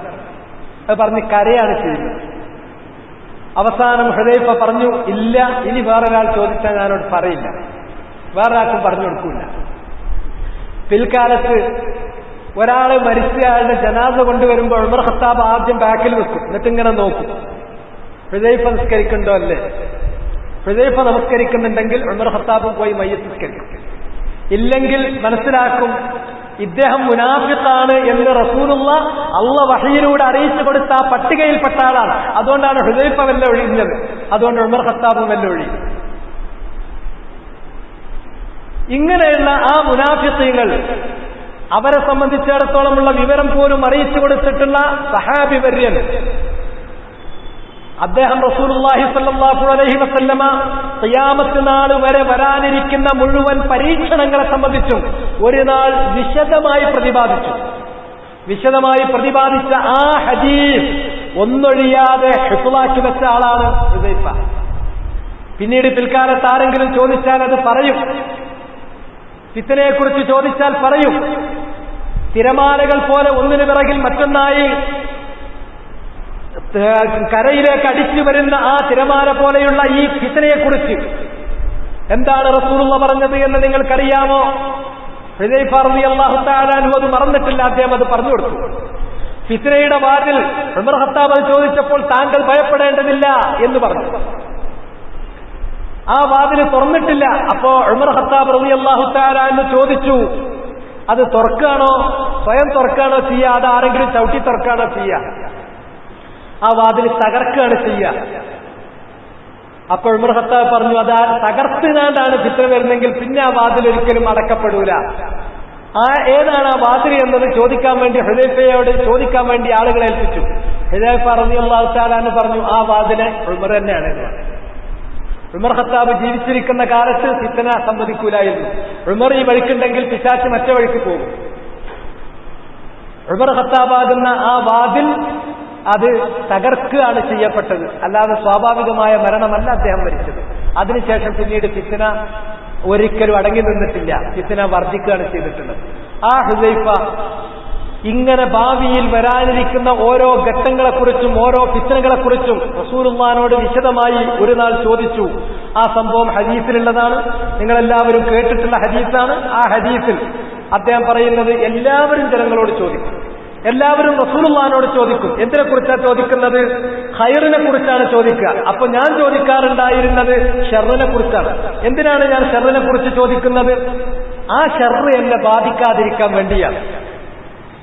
ഫഖുൽതു, അങ്ങനെ ഷർറിനെ കുറിച്ചുള്ള എന്റെ അന്വേഷണത്തിന്റെ കൂട്ടത്തിൽ ഞാൻ റസൂലുള്ളാഹിനോട് തിരക്കി, യാ റസൂലല്ലാഹ് ഇന്നാ കുന്നാ ഫീ ജാഹിലിയ്യത്തിൻ വശർ, ഞങ്ങൾ ജാഹിലിയ്യത്തിലും ഷർറിലുമായിരുന്നു. ഫജാഅന അല്ലാഹു ബിഹാദൽ ഖൈർ, അങ്ങനെ ഇരിക്കെ അല്ലാഹു ഞങ്ങൾക്ക് ഈ ഖൈർ കൊണ്ടുവന്നു തന്നു. ഈ ഖൈർ എന്നതുകൊണ്ട് ഉദ്ദേശിക്കുന്നത് നിഅമത്തുൽ ഇസ്ലാമി വൽ ഹിദായ, ഇസ്ലാമാകുന്ന ഹിദായത്താകുന്ന ഖൈർ ഞങ്ങൾക്ക് കിട്ടി. വഹൽ ബഅദ ഹാദൽ ഖൈരി മിൻ ഷർ, ഈ ഖൈറിന് ശേഷം ഇനി ഷർറ് വരുമോ? ഇതാണ് അദ്ദേഹത്തിന്റെ ചോദ്യം. ഖാല നഅം, റസൂലുള്ളാഹി പറഞ്ഞു, അതെ ഷർറ് വരും. ഖാല നഅം ഖാല വഹൽ ബഅദ ദാലിക ശർറ് മിൻ ഖൈർ, അങ്ങനെ ഷർറ് വന്നാൽ പിന്നെ ഖിയാമത്ത് നാൾ വരെ ഷർറിൽ തന്നെ തുടരോ അതോ അതിന് ശേഷം നന്മ തിരിച്ചു വരുമോ? ഖാല നഅം, അല്ല, നന്മ തിരിച്ചു വരും. വഫീഹി ദഖനുൻ, പക്ഷേ ആ നന്മ അത്ര പരിശുദ്ധമായിരിക്കില്ല, അതിൽ ചില കലർപ്പുകൾ ഉണ്ടായിരിക്കും. ഖുൽതു വമാ ദഖനുഹു, അപ്പോൾ ഹുദൈഫ ചോദിക്കുന്നു, കലർപ്പോട് കൂടിയുള്ള നന്മ തിരിച്ചു വരുമെന്ന് പറഞ്ഞല്ലോ, എന്താണ് ആ കലർപ്പ്? നന്മയിലുള്ള ആ കലർപ്പ് എന്താണ്? ഖൗമുൻ യഹ്ദൂന ബിഗൈരി ഹദി തഅരിഫു മിൻഹും വതുൻകിർ, ഒരു പറ്റം ആളുകൾ അവർ ജനങ്ങളെ ഹിദായത്തിലേക്ക് വിളിക്കുന്നത്, അള്ളാഹുവിന്റെ മാർഗത്തിലേക്ക് വിളിക്കുന്നത് ബിഗൈരി ഹദി, ഞാൻ കാണിച്ചു കൊടുത്തിട്ടുള്ള രൂപത്തിലല്ല, എന്റെ സാൻമാർഗിക നിർദ്ദേശങ്ങൾ പാലിച്ചുകൊണ്ടല്ല, അവരുടേതായ രൂപത്തിലാണ് ക്ഷണിക്കുന്നത്. തഅരിഫു മിൻഹും വതുൻകിർ, അവർ ചെയ്യുന്ന പല പ്രവർത്തനങ്ങളും ഇന്ന് നിങ്ങൾ എന്റെ കൂടെ ജീവിക്കുന്ന കാലത്ത് കണ്ടനുഭവിച്ച് പരിചയിച്ചതിലുണ്ട്. എന്നാൽ നമ്മുടെ കാലത്ത്, റസൂലുള്ളാഹിന്റെയും സഹാബത്തിന്റെയും കാലത്ത് നിങ്ങൾ കണ്ടിട്ടില്ലാത്ത, പരിചയിച്ചിട്ടില്ലാത്ത, നിങ്ങൾക്ക് ഒരിക്കലും കേട്ടുകേൾവിയില്ലാത്ത പുതിയ കാര്യങ്ങൾ, അതും അപരിചിതമായ കാര്യങ്ങളും അവരിലുണ്ടാകും. ഖുൽതു, അപ്പൊ ഹുദൈഫ ചോദിച്ചു, ഫഹൽ ബഅദ ദാലിക്കൽ ഖൈറു മിൻ ശർ, ആ കലർപ്പോട് കൂടിയ ഷർറിന് ശേഷം അല്ല ഖൈറിന് ശേഷം പിന്നെ ഷർ വരുമോ? അപ്പോൾ നബി സല്ലല്ലാഹു അലൈഹി വസല്ലം പറഞ്ഞു, നഅം വരും. ദുആത്തുൻ അലാ അബ്വാബി ജഹന്നം, നരകത്തിന്റെ വാതിൽക്ക് നിന്നിട്ട് നരകത്തിലേക്ക് വിളിക്കുന്ന ആളുകൾ, മൻ അജാബഹും ഇലൈഹാ ഖദഫൂഹു ഫീഹാ, അവരുടെ വിളിക്ക് ആരുത്തരം ചെയ്തുവോ അവർ ആ നരകത്തിലേക്ക് എടുത്തെറിയും, ആ നരകത്തിൽ വീഴ്ത്തിക്കളയും. ഖുൽതു യാ റസൂലല്ലാഹ് സിഫ്ഹും ലനാ, അങ്ങനെ നരക കവാടത്തിൽ നിന്ന് നരകത്തിലേക്ക് വിളിക്കുന്ന ആളുകൾ അവരുടെ വർണ്ണന, അവരെക്കുറിച്ചുള്ള വിശേഷണങ്ങൾ അതെനിക്ക് പഠിപ്പിച്ചു തരൂ. ഇതേ നമുക്ക് ആവശ്യമുള്ളൂ. രാവിലെ ഞാൻ നിങ്ങളോട് പലതവണ ആവർത്തിച്ച കാര്യമാണ്. ഓരോരുത്തരും ആരാണ് നിങ്ങൾ ചോദിക്കുമ്പോൾ ഇസ്ലാമിന്റെ എല്ലാ അഹ്കാമുകളും മുതഅല്ലിഖത്തുൻ ബിഔസാഫിൻ മുഅയ്യനത്തിൻ. അതുകൊണ്ട് ആരാണ് ഉദൂലായ ഉലമാക്കൾ, അതിന്റെ ലക്ഷണം നിങ്ങൾക്ക് പറഞ്ഞു തന്നു. ആരാണ് സിഗാർ, ആരാണ് അസാഹിർ, അതിന്റെ ലക്ഷണം നിങ്ങൾക്ക് പറഞ്ഞു തന്നു. ഓരോന്നും പറഞ്ഞു തന്നു. ഇവിടെ ഹുദൈഫ ചോദിക്കുന്നതും ആ ഔസാഫ് പറഞ്ഞു തരൂ, അവരുടെ വിശേഷണങ്ങൾ പറഞ്ഞു തരൂ. അപ്പൊ നബി സല്ലല്ലാഹു അലൈഹി വസല്ലം പറഞ്ഞു, ഹും മിൻ ജിൽദത്തിന, ഇവര് നമ്മുടെ അതേ വർഗത്തിൽപ്പെട്ടവരാണ്. വയതകല്ലമൂന ബിഅൽസിനത്തിന, നമ്മുടെ അതേ ഭാഷയിൽ സംസാരിക്കുന്നവരാണ്. ഖുൽതു ഫമാ തഅ്മുറുനി ഇൻ അദറകനി ദാലിക്, അങ്ങനെയുള്ള ഒരു ഘട്ടം എനിക്ക് വന്നാൽ ഞാൻ എന്ത് ചെയ്യണമെന്നാണ് അവിടുന്ന് എന്നോട് കൽപ്പിക്കുന്നത്? ഈ കാര്യങ്ങൾ അത്രയും അത് ഹുദൈഫ നിന്റെ കാലത്ത് വരാനുള്ളതല്ല, അത് പിന്നെയും കുറെ കാലത്തിന് ശേഷമുള്ളതാണ് എന്നാണ് നബി അപ്പം മറുപടി പറയേണ്ടത്. അല്ല, ഇത് ഹുദൈഫയൊക്കെ മരിച്ചു പോകുന്നതിന് മുമ്പ്, സഹാബത്ത് മരിച്ചു പോകുന്നതിന് മുമ്പ് ഈ സ്ഥിതിവിശേഷങ്ങൾ പലതും വരും. അതുകൊണ്ട് ഇനി ഹുദൈഫ അല്ലെങ്കിൽ ഹുദൈഫയ്ക്ക് ശേഷം വരുന്ന ആളുകൾക്കും ഈ ഹിദായത്ത് ആവശ്യമാണ്. റസൂലുള്ളാഹി പറഞ്ഞു, അങ്ങനെ ഒരു അവസ്ഥ ഉണ്ടെങ്കിൽ തൽസമു ജമാഅത്തൽ മുസ്ലിമീന വ ഇമാമഹും, നിങ്ങൾ എന്തിനു പേടിക്കണം? നിങ്ങളുടെ രക്ഷ അന്ന് ഇമാമും ജമാഅത്തുമായിട്ട് മുസ്ലിങ്ങൾ ജീവിക്കുന്നുണ്ടെങ്കിൽ ആ ജമാഅത്തിൽ നിങ്ങൾ നിലക്കൊള്ളുക തന്നെ വേണം. ഇമാമിന് ത്വാഅത്തും സമഉം പറഞ്ഞ് ബൈഅത്ത് കൊടുക്കൂ. അല്ലാഹു സുബ്ഹാനഹു വ തആല താങ്കളിൽ ഏൽപ്പിച്ചിരിക്കുന്ന നിക്ഷിപ്തമാക്കിയിരിക്കുന്ന അധികാരം, സുൽത്താനുല്ലാഹ്, അല്ലാഹുവിന്റെ അധികാരം, ആ അധികാരം അനുസരിക്കാൻ വേണ്ടി ഞങ്ങളോട് ആജ്ഞാപിച്ചതാണ്. അല്ലാഹുവിനെ, ആ ഭരണാധികാരിയെ അനുസരിക്കുക എന്നുള്ളത് അല്ലാഹുവിന്റെ ആജ്ഞപ്രകാരമാണ്. അതുകൊണ്ട് അത് ത്വാഅത്താണ്, ഖുർബത്താണ്, ഇബാദത്താണ്. ആ നിലക്ക് ആ ഭരണാധികാരിയെ നിങ്ങൾ അനുസരിക്കണം. ആ ജമാഅത്തിൽ നിന്ന് നിങ്ങൾ പിരിയാൻ പാടില്ല. അങ്ങനെ നിങ്ങൾ നിന്നാൽ തന്നെ നിങ്ങൾ രക്ഷപ്പെട്ടു. അപ്പോ ഹുദൈഫ റളിയല്ലാഹു അൻഹു, ആ സഹാബി വര്യൻ എത്രത്തോളം അയാളുടെ ആ പ്രിസിഷൻ, ആ കണിശത എത്ര കൃത്യമാണ്. അതുകൊണ്ടൊന്നും അയാൾ അവസാനിപ്പിച്ചില്ല. ആ ഘട്ടം ഞങ്ങളുടെ കാലത്ത് അങ്ങനെയൊക്കെ ആകും. പക്ഷേ ഈ കാലഘട്ടത്തിന് ശേഷം വഇല്ലം യകുൽ ലഹും ജമാഅത്തുൻ വലാ ഇമാം, ഹദീസിന്റെ ലഫ്ള് ശ്രദ്ധിക്കും. അങ്ങനെയാണെങ്കിൽ ഞങ്ങൾ എന്ത് ചെയ്യാന്ന് ചോദിച്ചപ്പോൾ റസൂലുള്ളാഹി പറഞ്ഞു, നിങ്ങൾക്ക് ഇമാമും ജമാഅത്തും ഉണ്ടെങ്കിൽ അത് ഇമാമും ജമാഅത്തിന്റെയും കൂടെ നിന്നോ. കാരണം ഇമാമും ജമാഅത്ത് ഉള്ള കാലത്ത് വരാനുള്ളതാണ് ഈ ദഹർ, ആ ഉള്ള കാലത്ത് വരാനുള്ളതാണ് ദുആത്തുൻ അലാ അബ്വാബി ജഹന്നം. അതൊക്കെ സഹാബത്ത് മരിച്ചു പോകുന്നതിന് മുമ്പ് തന്നെയും സംഭവിക്കാം. അതുകൊണ്ട് ഇമാമിന്റെയും ജമാഅത്തിന്റെയും കൂടെ നിൽക്കണം. അപ്പൊ ഹുദൈഫന്റെ അടുത്ത ചോദ്യം വഇല്ലം യകുൽ ലനാ എന്നല്ല കേട്ടോ, അറബി തിരിയുന്നവർ ശ്രദ്ധിച്ചോ. ഞങ്ങൾക്ക് ഇമാമും ജമാഅത്തും ഇല്ലാതായാലോ എന്നല്ല ചോദ്യം. വഇല്ലം യകുൽ ലഹും ഇമാമുൻ വലാ ജമാഅ, അതിലെന്താ ഇശാറത്ത്? സഹാബത്തിന്റെയും കാലം ശേഷം പിന്നീട് വരുന്ന ആളുകൾ അവർക്ക് തേർഡ് പേഴ്സൺ ആയിട്ടാണ്. അവർക്ക് ഇമാമും ഒരു ജമാഅത്തും ഇല്ലാതെ വന്നാൽ എന്ത് ചെയ്യണം? ഈ ചോദ്യം ഇവിടെ ഒരാൾ എന്നോട് വന്ന് ചോദിച്ചു. അങ്ങനെ നമുക്ക് ഇമാമും ജമാഅത്തൊന്നും ഇല്ലാതാകുമ്പോൾ നമ്മുടെ കാര്യങ്ങൾ ഒപ്പിച്ചു പോകാൻ നമ്മൾ എന്ത് ചെയ്യണം? എന്താണ് ചെയ്യേണ്ടത്? അങ്ങനെയാണെങ്കിൽ നബി സല്ലല്ലാഹു അലൈഹി വസല്ലമ ഇന്ന് നമ്മൾ നമ്മുടെ മനസ്സുകൊണ്ട് കണ്ടെത്തിയ ഉത്തരമനുസരിച്ചാണെങ്കിൽ അവിടെ ഉള്ള ടീമിൽ ബെസ്റ്റ് ടീം നീ ബുദ്ധി കൊണ്ട് ആലോചിച്ച് ബെസ്റ്റ് ടീമിനെ കണ്ടെത്തിയതിന്റെ കൂടെ നിന്നോ? ഒരു ഉത്തരം. അതാണ് ഇവിടെ കൂടിയ ചില ആളുകളുടെ മനസ്സിലുണ്ടാകുക. രണ്ടാമത്തത്, അങ്ങനെ ഒരു നല്ല ടീമിനെ നീ തെരഞ്ഞെടുത്ത് കിട്ടിയിട്ടില്ലെങ്കിൽ നീ മുൻകൈയെടുത്ത് ഇനീഷ്യേറ്റീവ് എടുത്തിട്ട് ഒരു നല്ല ടീമിനെ ഉണ്ടാക്കിക്കോ. ഇതല്ലേ റസൂലുള്ളാഹി പറഞ്ഞിരിക്കേണ്ടത്? നമ്മുടെ മനസ്സിന്റെ ആഗ്രഹങ്ങൾക്കനുസരിച്ച്, അഭിലാഷങ്ങൾക്കനുസരിച്ച്, നാട്ടുനടപ്പിനനുസരിച്ച്, കാലത്തിന്റെ പുരോഗതിക്കനുസരിച്ച് നബി പറഞ്ഞിരിക്കേണ്ട ഉത്തരം അതാണ്. പക്ഷെ നബി സല്ലല്ലാഹു അലൈഹി വസല്ലം സഹാബി വര്യൻ വളരെ പ്രിസിഷനോട് കൂടിയ ചോദ്യം. അങ്ങനെ ഒരു കാലം, എനിക്ക് അങ്ങനത്തെ ഒരു അവസ്ഥ വന്നാൽ എന്ത് ചെയ്യും? അവിടെ ആര് ചോദിക്കുന്ന ആളെ കാര്യമാണ്.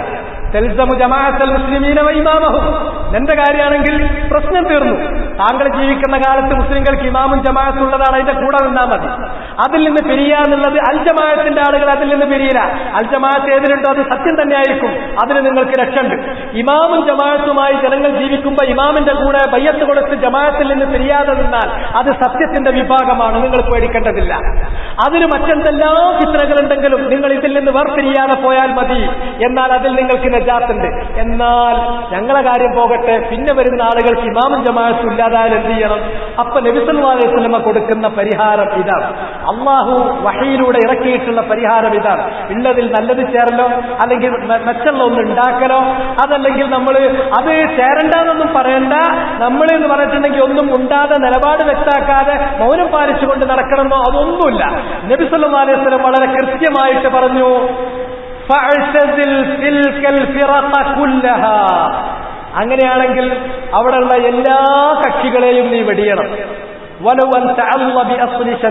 അത് ദുഷ്കരമാണ്, അതിനു വേണ്ടി ഒരു വൃക്ഷത്തിന്റെ മുരട് നീ കടിച്ചു പിടിക്കേണ്ടി വന്നാലും അങ്ങനെ ആ ത്യാഗത്തിൽ നീ നിലനിൽക്കുക. ഹത്താ യുദ്രിക്കൽ മൗത്ത്, മരണം നിന്നെ പിടികൂടുന്നത് വരെ നീ ആ അവസ്ഥയിൽ തന്നെ തുടരുക, മരണം വരുന്നത് വരെ ഒന്നിനും ചേരാതെ നിൽക്കുക എന്നുള്ളത് ദുഷ്കരമാണ്. ആളുകൾ നിന്നെ പിടിച്ചു വലിച്ചു കൊണ്ടുപോയി ഏതെങ്കിലും ഉണ്ടും. അങ്ങനെയാണെങ്കിൽ അവർ പിടിച്ചു വലിച്ചു പോകുമ്പോൾ അവരുടെ കൂടെ പോകാതിരിക്കാൻ ഒരു മരത്തിന്റെ മൂലത്തിൽ, ഒരു മരത്തിന്റെ വേരിൽ കടിച്ചു പിടിച്ചിട്ടെങ്കിലും ആരുടെയും കൂടെ പോകാതെ നീ മുറുകെ പിടിച്ചു നിൽക്കണം മരണം വരുന്നത് വരെ. ബുദ്ധിമുട്ട് ഇന്ന് നമ്മൾ അനുഭവിക്കേണ്ടി വരുന്ന ബുദ്ധിമുട്ട് റസൂലുള്ളാഹിന്റെ വാക്കിലുണ്ടോ? ഇതല്ലേ നബി സല്ലല്ലാഹു അലൈഹി വസല്ലം പറഞ്ഞു തന്ന പരിഹാരം? അപ്പൊ നമ്മൾ അങ്ങനെ നിന്നു കഴിഞ്ഞാലോ കാര്യങ്ങൾ എങ്ങനെയാണ് നടന്നു പോകുക? കാര്യങ്ങൾ അതിന്റെ സ്വാഭാവികമായ നിലക്ക് നടന്നു പോകും. ഈജിപ്തിൽ ഒരാൾ വിവാഹം കഴിച്ചിട്ടുള്ള ഉദാഹരണം ചില ഗ്രന്ഥങ്ങളിൽ പറഞ്ഞിട്ടുണ്ട്. വിവാഹം കഴിച്ചു, ഭാര്യ നല്ല അടിക്കുകയാണ്, എന്നും നല്ല അടി. അപ്പൊ അയാളിത് ആരോടും പറയില്ല, കാരണം ഭാര്യ എന്ന് പറഞ്ഞാൽ ഇങ്ങനെയാണ് എന്നാണ് അയാളുടെ കൺസെപ്റ്റ്. വൈകുന്നേരം വരെ ജോലി എടുത്ത് പെരയിൽ വന്നാൽ ഭാര്യന്റെ അടി കൊള്ളുക. ആ അടി വാങ്ങാൻ, അടി കിട്ടാൻ, അടിക്കാനുള്ള ഒരു ഉപകരണമാണ് ഭാര്യ എന്ന് മൂപ്പര് മനസ്സിലോട്ട് ഉറപ്പിച്ചു. അപ്പൊ എന്റെ ഭാര്യ തന്നെയാണ് എല്ലാവർക്കും കിട്ടുന്നുണ്ടാകും വൈകുന്നേരത്ത് പെരയിൽ തന്നെയാണ്. അയാളോട് ആരെങ്കിലും ഭാര്യ എന്ന് പറഞ്ഞാൽ സ്നേഹിക്കുന്ന ഒരാളാണ്, നല്ല ആളാണ്, നിന്നെ സഹകരിക്കുന്ന ആളാണ്, നീ നോക്കിയാൽ നിന്നെ സന്തോഷിപ്പിക്കുന്നവളാണ്, നീ പോയാൽ നിന്റെ വീട്ടിന്റെ അമാനത്ത് നോക്കുന്നവളാണ് എന്നൊക്കെ പറഞ്ഞാൽ ഇയാൾ തടാക്കും, നടക്കൂല. ഭാര്യ എന്ന് പറഞ്ഞാൽ തല്ലാനുള്ള ഇതാണ്, കാരണം മൂപ്പർക്ക് അതേ അറിയുള്ളൂ. അങ്ങനെ ഇരിക്കെ ഭാര്യ മരണപ്പെട്ടു പോയപ്പോ വേറൊരു കല്യാണം മൂപ്പര് കഴിച്ചപ്പോഴാണ് ഒരു യഥാർത്ഥ ഭാര്യന്റെ സ്വഭാവം ഇയാൾ മനസ്സിലാക്കുന്നത്. അപ്പോഴാണ് തല്ലാന്നുള്ളത് ഭാര്യ എന്നുള്ളതിന്റെ ഒരു പര്യായം അല്ല എന്ന് മനസ്സിലായത്. എന്നതുപോലെ കയ്യിലുള്ളത് നിങ്ങളൊന്ന് വിട്ടിട്ട് പുറത്തിറങ്ങി നോക്കൂ, അപ്പൊ എങ്ങനെ നടക്കുക എന്നുള്ളത് അപ്പം മനസ്സിലാവും. ഞാൻ അങ്ങനെ പുറത്തിറങ്ങി നോക്കിയപ്പോ എല്ലാ കാര്യങ്ങളും നൂലാമാലകളും ചുവന്ന നാടകളും ബുദ്ധിമുട്ടുകളും ഇല്ലാതെ സ്മൂത്തായിട്ട് നടക്കും. ഞാൻ പള്ളിയിലിരുന്നിട്ടാ പറഞ്ഞത്. സത്യമായിട്ട് എനിക്ക് അള്ളാനെ മുൻനിർത്തിയിട്ട് സാക്ഷിയാക്കിയിട്ട് പറയാൻ പറ്റും, ഒരു ഇസ്ലാമികമായ ഒരു സമൂഹം നമുക്കുണ്ടെങ്കിൽ അവർക്ക് ഇസ്ലാമികമായി ജീവിച്ചു പോകാൻ ഈ പറഞ്ഞിട്ടുള്ള നൂലാമാല ആവശ്യമല്ല. അതുണ്ടോ? നമ്മൾ ബുദ്ധിമുട്ടിലാണ്. യാതൊരു പ്രശ്നമല്ല. കുട്ടികൾക്ക് ദീൻ പഠിപ്പിക്കാൻ കഴിയും, വലിയവർക്ക് ദീൻ പഠിപ്പിക്കാൻ കഴിയും. ദീനനുസരിച്ച് ജീവിക്കാൻ നമുക്ക് ഹെർസുണ്ടോ? ജീവിക്കാൻ പറ്റും, നമുക്ക് കൂടുതൽ പഠിക്കാൻ പറ്റും. യാതൊരു പ്രശ്നമല്ല. അവിടെ താഴെയും മേലെ നിൽക്കുന്ന പ്രശ്നമല്ല. മറ്റത് സംഘടനന്റെ റാങ്കും ഫയലും അതിന്റെ തെരഞ്ഞെടുപ്പും അതിന്റെ മത്സരങ്ങളും അത് അങ്ങുന്ന ഇങ്ങോളമുള്ള തല്ലുകളും അതിന്റെ ആ നാറ്റം കേസുകളും മുഴുവൻ നമ്മൾ കേൾക്കണം. അത് അള്ളാഹ് പറഞ്ഞതോട്ടല്ലേ. അള്ളാഹ് നബി സല്ലല്ലാഹു അലൈഹി വസല്ലമയുടെ വചനത്തിലൂടെ നമ്മെ അറിയിച്ചിട്ടുള്ളത് അതിനൊക്കെ വെടിഞ്ഞു നിൽക്കണം എന്നുള്ളതാണ്. നിങ്ങൾ ആലോചിച്ചു നോക്കൂ. ഇതാണ് ഇതുണ്ടായപ്പോഴോ നേരത്തെ നമ്മൾ പറഞ്ഞ അസബക്കിന് വേണ്ടി, സംഘത്തിനു വേണ്ടി, തന്റെ കൂടെയുള്ള ആളുകൾക്ക് വേണ്ടി പക്ഷം പിടിക്കുന്ന സ്ഥിതി വന്നോല്ലേ? ഹക്കായിട്ട് അള്ളാഹനെ വിചാരിച്ചിട്ട് നിങ്ങളൊന്ന് വിലയിരുത്തി. ഇവിടെയുള്ള ഓരോ സംഘടനയിലും പ്രവർത്തിക്കുന്ന ഒരാൾ, അത് മൗലവി ചിലപ്പോൾ ചോദിച്ചാൽ പറയും, അവരങ്ങനെയൊക്കെ പറയുന്നുണ്ടാവും, പക്ഷെ നമ്മൾ അതിനൊന്നും സഹകരിക്കലില്ല, നമ്മൾ നന്മയ്ക്ക് അവരെ കൂടെ ഉണ്ടാകുള്ളൂ. നന്മയ്ക്ക് അവരെ കൂടെ ഉണ്ടാകുള്ളൂ എന്ന് പറഞ്ഞാൽ ഞാൻ ആ സംഘടനയിൽ നിൽക്കുമ്പോൾ സംഘടനയ്ക്ക് മെമ്പർഷിപ്പ് എടുത്ത് ആ സംഘടനയിൽ പ്രവർത്തിച്ച ആ സംഘടനയുടെ എല്ലാ കാര്യത്തിലും എന്റെ പിന്തുണ ഉണ്ട്. പിന്നെ ഞാൻ സഹകരിച്ചാലും ഞാൻ സഹകരിച്ചിട്ടില്ലെങ്കിൽ ഓരോ പ്രവർത്തനത്തിലും സഹകരിച്ചാലും സഹകരിച്ചിട്ടില്ലെങ്കിലും ആ സംഘടനയെ ഞാൻ പോഷിപ്പിക്കുന്നു എന്ന കാര്യം ഉറപ്പാണ്. പിന്നെ ഈ ഹദീസിൽ പറഞ്ഞിട്ടുള്ള ഈ കൽപ്പന അല്ലെങ്കിൽ ഫഅ്തസിൽ എന്നുള്ള കൽപ്പന നമുക്ക് നടപ്പിൽ വരുത്താനോട്ട് സാധിക്കുന്നില്ല. ഇതാണ് അതിന്റെ കാര്യം. അസബിയ്യത്ത് ഇങ്ങോട്ട് വളർത്തിക്കൊണ്ടുവരും. അപ്പൊ ചില ആളുകൾക്ക് തിൽക്ക എന്ന് പറഞ്ഞാൽ അബേദ് പറയുമ്പോ ബാക്കിക്ക് മടങ്ങണല്ലോ എന്നൊക്കെയുള്ള നെഹവിന്റെ സംശയമൊക്കെ ഉണ്ട്. നെഹവുൽ വാളിൽ ഒതുങ്ങി നിൽക്കുന്നതല്ല, അതിന്റെ അപ്പുറത്തും ഗ്രന്ഥം. ചിലപ്പോ ചില ഇസ്മുല്ലിഷാറകൾ ബാക്കിക്ക് മടങ്ങണതിന് പകരം മുന്നിക്ക് ഇങ്ങോട്ട് നീളുകയും ചെയ്യും. അലിസ്ലാമിൽ ദാലിക്കൽ കിതാബു ലാ റൈബ ഫീഹി ഹുദൽ ലിൽ മുത്തഖീൻ എന്ന് ഖുർആനിലുണ്ട്. അത് തുടങ്ങണതന്നെ അങ്ങനെയാണ്. ദാലിക്കൽ കിതാബ് എന്ന് പറയുന്നത് ആ ദാലിക്ക ബാക്കി പറഞ്ഞിട്ടുള്ള ഒന്നിനെ കുറിച്ചല്ല, ദാലിക്ക പറഞ്ഞിട്ട കിതാബ് വരുന്നുള്ളൂ. അങ്ങനെ തിൽക്ക ആയാത്തുൽ കിതാബിൽ മുബീൻ എന്ന് പറയുന്നുണ്ട്. അങ്ങനെയൊക്കെ ഉണ്ടാകും. ഈ തിൽക്കൽ ഫിറഖ് എന്ന് പറയുന്നത് തിൽക്കൽ ഫിറഖ്, ആ കക്ഷികൾ ഏതാണ്? ആ കക്ഷികൾ ഇമാമും ജമാഅത്തും ഇല്ലാത്ത സമയത്ത് ഇസ്ലാമിക സമൂഹത്തിലുണ്ടാകുന്ന കക്ഷികളാണ്. അല്ലാതെ ഇമാമും ജമാഅത്തും ഉണ്ടാകുമ്പോൾ, ഭരണാധികാരി നിലനിൽക്കുമ്പോഴുണ്ടാകുന്ന നരക കവാടത്തിൽ നിന്ന് ക്ഷണിക്കുന്ന ആളുകളാകട്ടെ, അതല്ല എങ്കിൽ യഹ്ദൂന ബിഗൈരി ഹദിയി തഅരിഫു മിൻഹും വതുൻകിർ എന്നുള്ളവരാണെങ്കിൽ അവരുടെ കാര്യമല്ല ഇവിടെ ചർച്ച ചെയ്യുന്നത്. ആ ചർച്ച അവസാനിച്ചു. അവരുടെ സന്ദർഭത്തിൽ നിങ്ങളുടെ രക്ഷയുടെ മാർഗം തൽസമു ജമാഅത്തുൽ മുസ്ലിമീന വ ഇമാമഹും, അതോടുകൂടി ആ വിഷയം കഴിഞ്ഞു. പിന്നെ അടുത്ത സ്റ്റേജിലേക്ക് മാറി മുസ്ലിങ്ങൾ. എന്താണത്? ഇമാമും ജമാഅത്തും ഇല്ലാത്ത അവസ്ഥ. ഇമാമും ജമാഅത്തും ഇല്ലാത്ത അവസ്ഥയിൽ എന്തുണ്ടാകണം? അവിടെ ഇമാമും ജമാഅത്തും ഇല്ലാത്ത സന്ദർഭങ്ങളിൽ മുസ്ലിങ്ങളുടെ ഇടയിൽ കക്ഷിത്വമുണ്ടാകും, ഭിന്നിപ്പുണ്ടാകും, കക്ഷികളുണ്ടാകും. അതിന് നിങ്ങൾ ചേരരുത് എന്നാണ് പറഞ്ഞത്. ഈ ചേർന്നത് മദ്ഹബിനെക്കാളും അപകടം പിടിച്ച ഒരു കക്ഷിത്വത്തിലേക്ക്. ഇസ്ലാമിന്റെ ആദ്യകാലത്തുണ്ടായിരുന്ന സിയാസത്തിന്റെ കക്ഷിത്വം വളരെ ചെറുതായിരുന്നു. അതിനേക്കാൾ വലുതായിരുന്നു മദ്ഹബിന്റെ കക്ഷിത്വം. അതിനേക്കാളും എത്രയോ അപകടകരമായ മാരകമായ ലക്ഷണങ്ങൾ പ്രകടിപ്പിക്കുന്നതാണ് ഈ സംഘടനാ പക്ഷപാതിത്വം എന്ന് പറയുന്നത്. അത് നമ്മൾ ഒഴിവാക്കണം. അത് വന്നു കഴിഞ്ഞാൽ നേരത്തെ നമ്മൾ പറഞ്ഞ രൂപത്തിലല്ല നമ്മൾ സത്യം സ്വീകരിക്കുക. നമ്മൾക്ക് സത്യം സ്വീകരിക്കുന്നതിന് ആർക്കും നമ്മെ കബളിപ്പിക്കാൻ പറ്റാത്ത സിമന്റഡ് ആയിട്ടുള്ള ഒരു മെത്തഡോളജി, ഫൂൾ പ്രൂഫ് ആയിട്ടുള്ള ഒരു മെത്തഡോളജി രാവിലെ ഞാൻ നിങ്ങൾക്ക് പറഞ്ഞു തന്നു. അതുകൊണ്ട് ഒഴിവാക്കിയിട്ട് സംഗതി നമ്മളെ പാർട്ടി ഭരണമായി നിൽക്കണം, സംഗതി പാർട്ടിക്ക് അനുകൂലമായി നിൽക്കണം. നന്ന് ചുരുങ്ങിയത് അതിനനുകൂലിക്കുന്നില്ലെങ്കിൽ മൗനെങ്കിലും പാലിക്കണ്ടേ? അതാണ് എന്തെന്ന് പറയുന്നത്. ഒരു മുൻകർ കണ്ടിട്ട് മൗനം പാലിച്ച് അതിന് അംഗീകരിച്ചാൽ അത് തന്നെ തെറ്റാണ്, യാതൊരു സംശയമല്ല. അതും നിങ്ങളുടെ അംഗബലത്തിൽ കൂടിയാണ് ആ കാര്യങ്ങൾ നടക്കുന്നത്. അതുകൊണ്ട് ഒരു മുസ്ലിമിന്റെ ജീവിത രീതി അത് അസ്വബീയത്തിന്റെ എല്ലാ സുവറുകളും അഷ്കാലുകളും അത് ജാഹിലിയത്താണ്. മിൻ ജുസാ ജഹന്നം, ജഹന്നമിന്റെ ജുസയാണ്, ജഹന്നമിൽ കരിക്കാനുള്ള അതിന്റെ വിറകാണ്, അത് ജാഹിലിയത്താണ്. ഒരു മുസ്ലിമിന്റെ മാർഗം സത്യത്തിന്റെ മാർഗമാണ്. സത്യത്തിന്റെ മാർഗത്തിൽ എങ്ങനെയാണ് നമ്മൾ നമ്മുടെ ജീവിതത്തിന് വേണ്ട തെളിവുകൾ, തീരുമാനങ്ങൾ, നിശ്ചയങ്ങൾ കണ്ടെത്തേണ്ടത്? അത് രാവിലെ ഞാൻ വിശദീകരിച്ചു. ഇതാണ് നമ്മുടെ മുമ്പാകെ നൽകപ്പെടാനുള്ള കാര്യം. എന്നാൽ അപ്പം ഇങ്ങനെ ഒരു ചോദ്യം ചോദിച്ചു.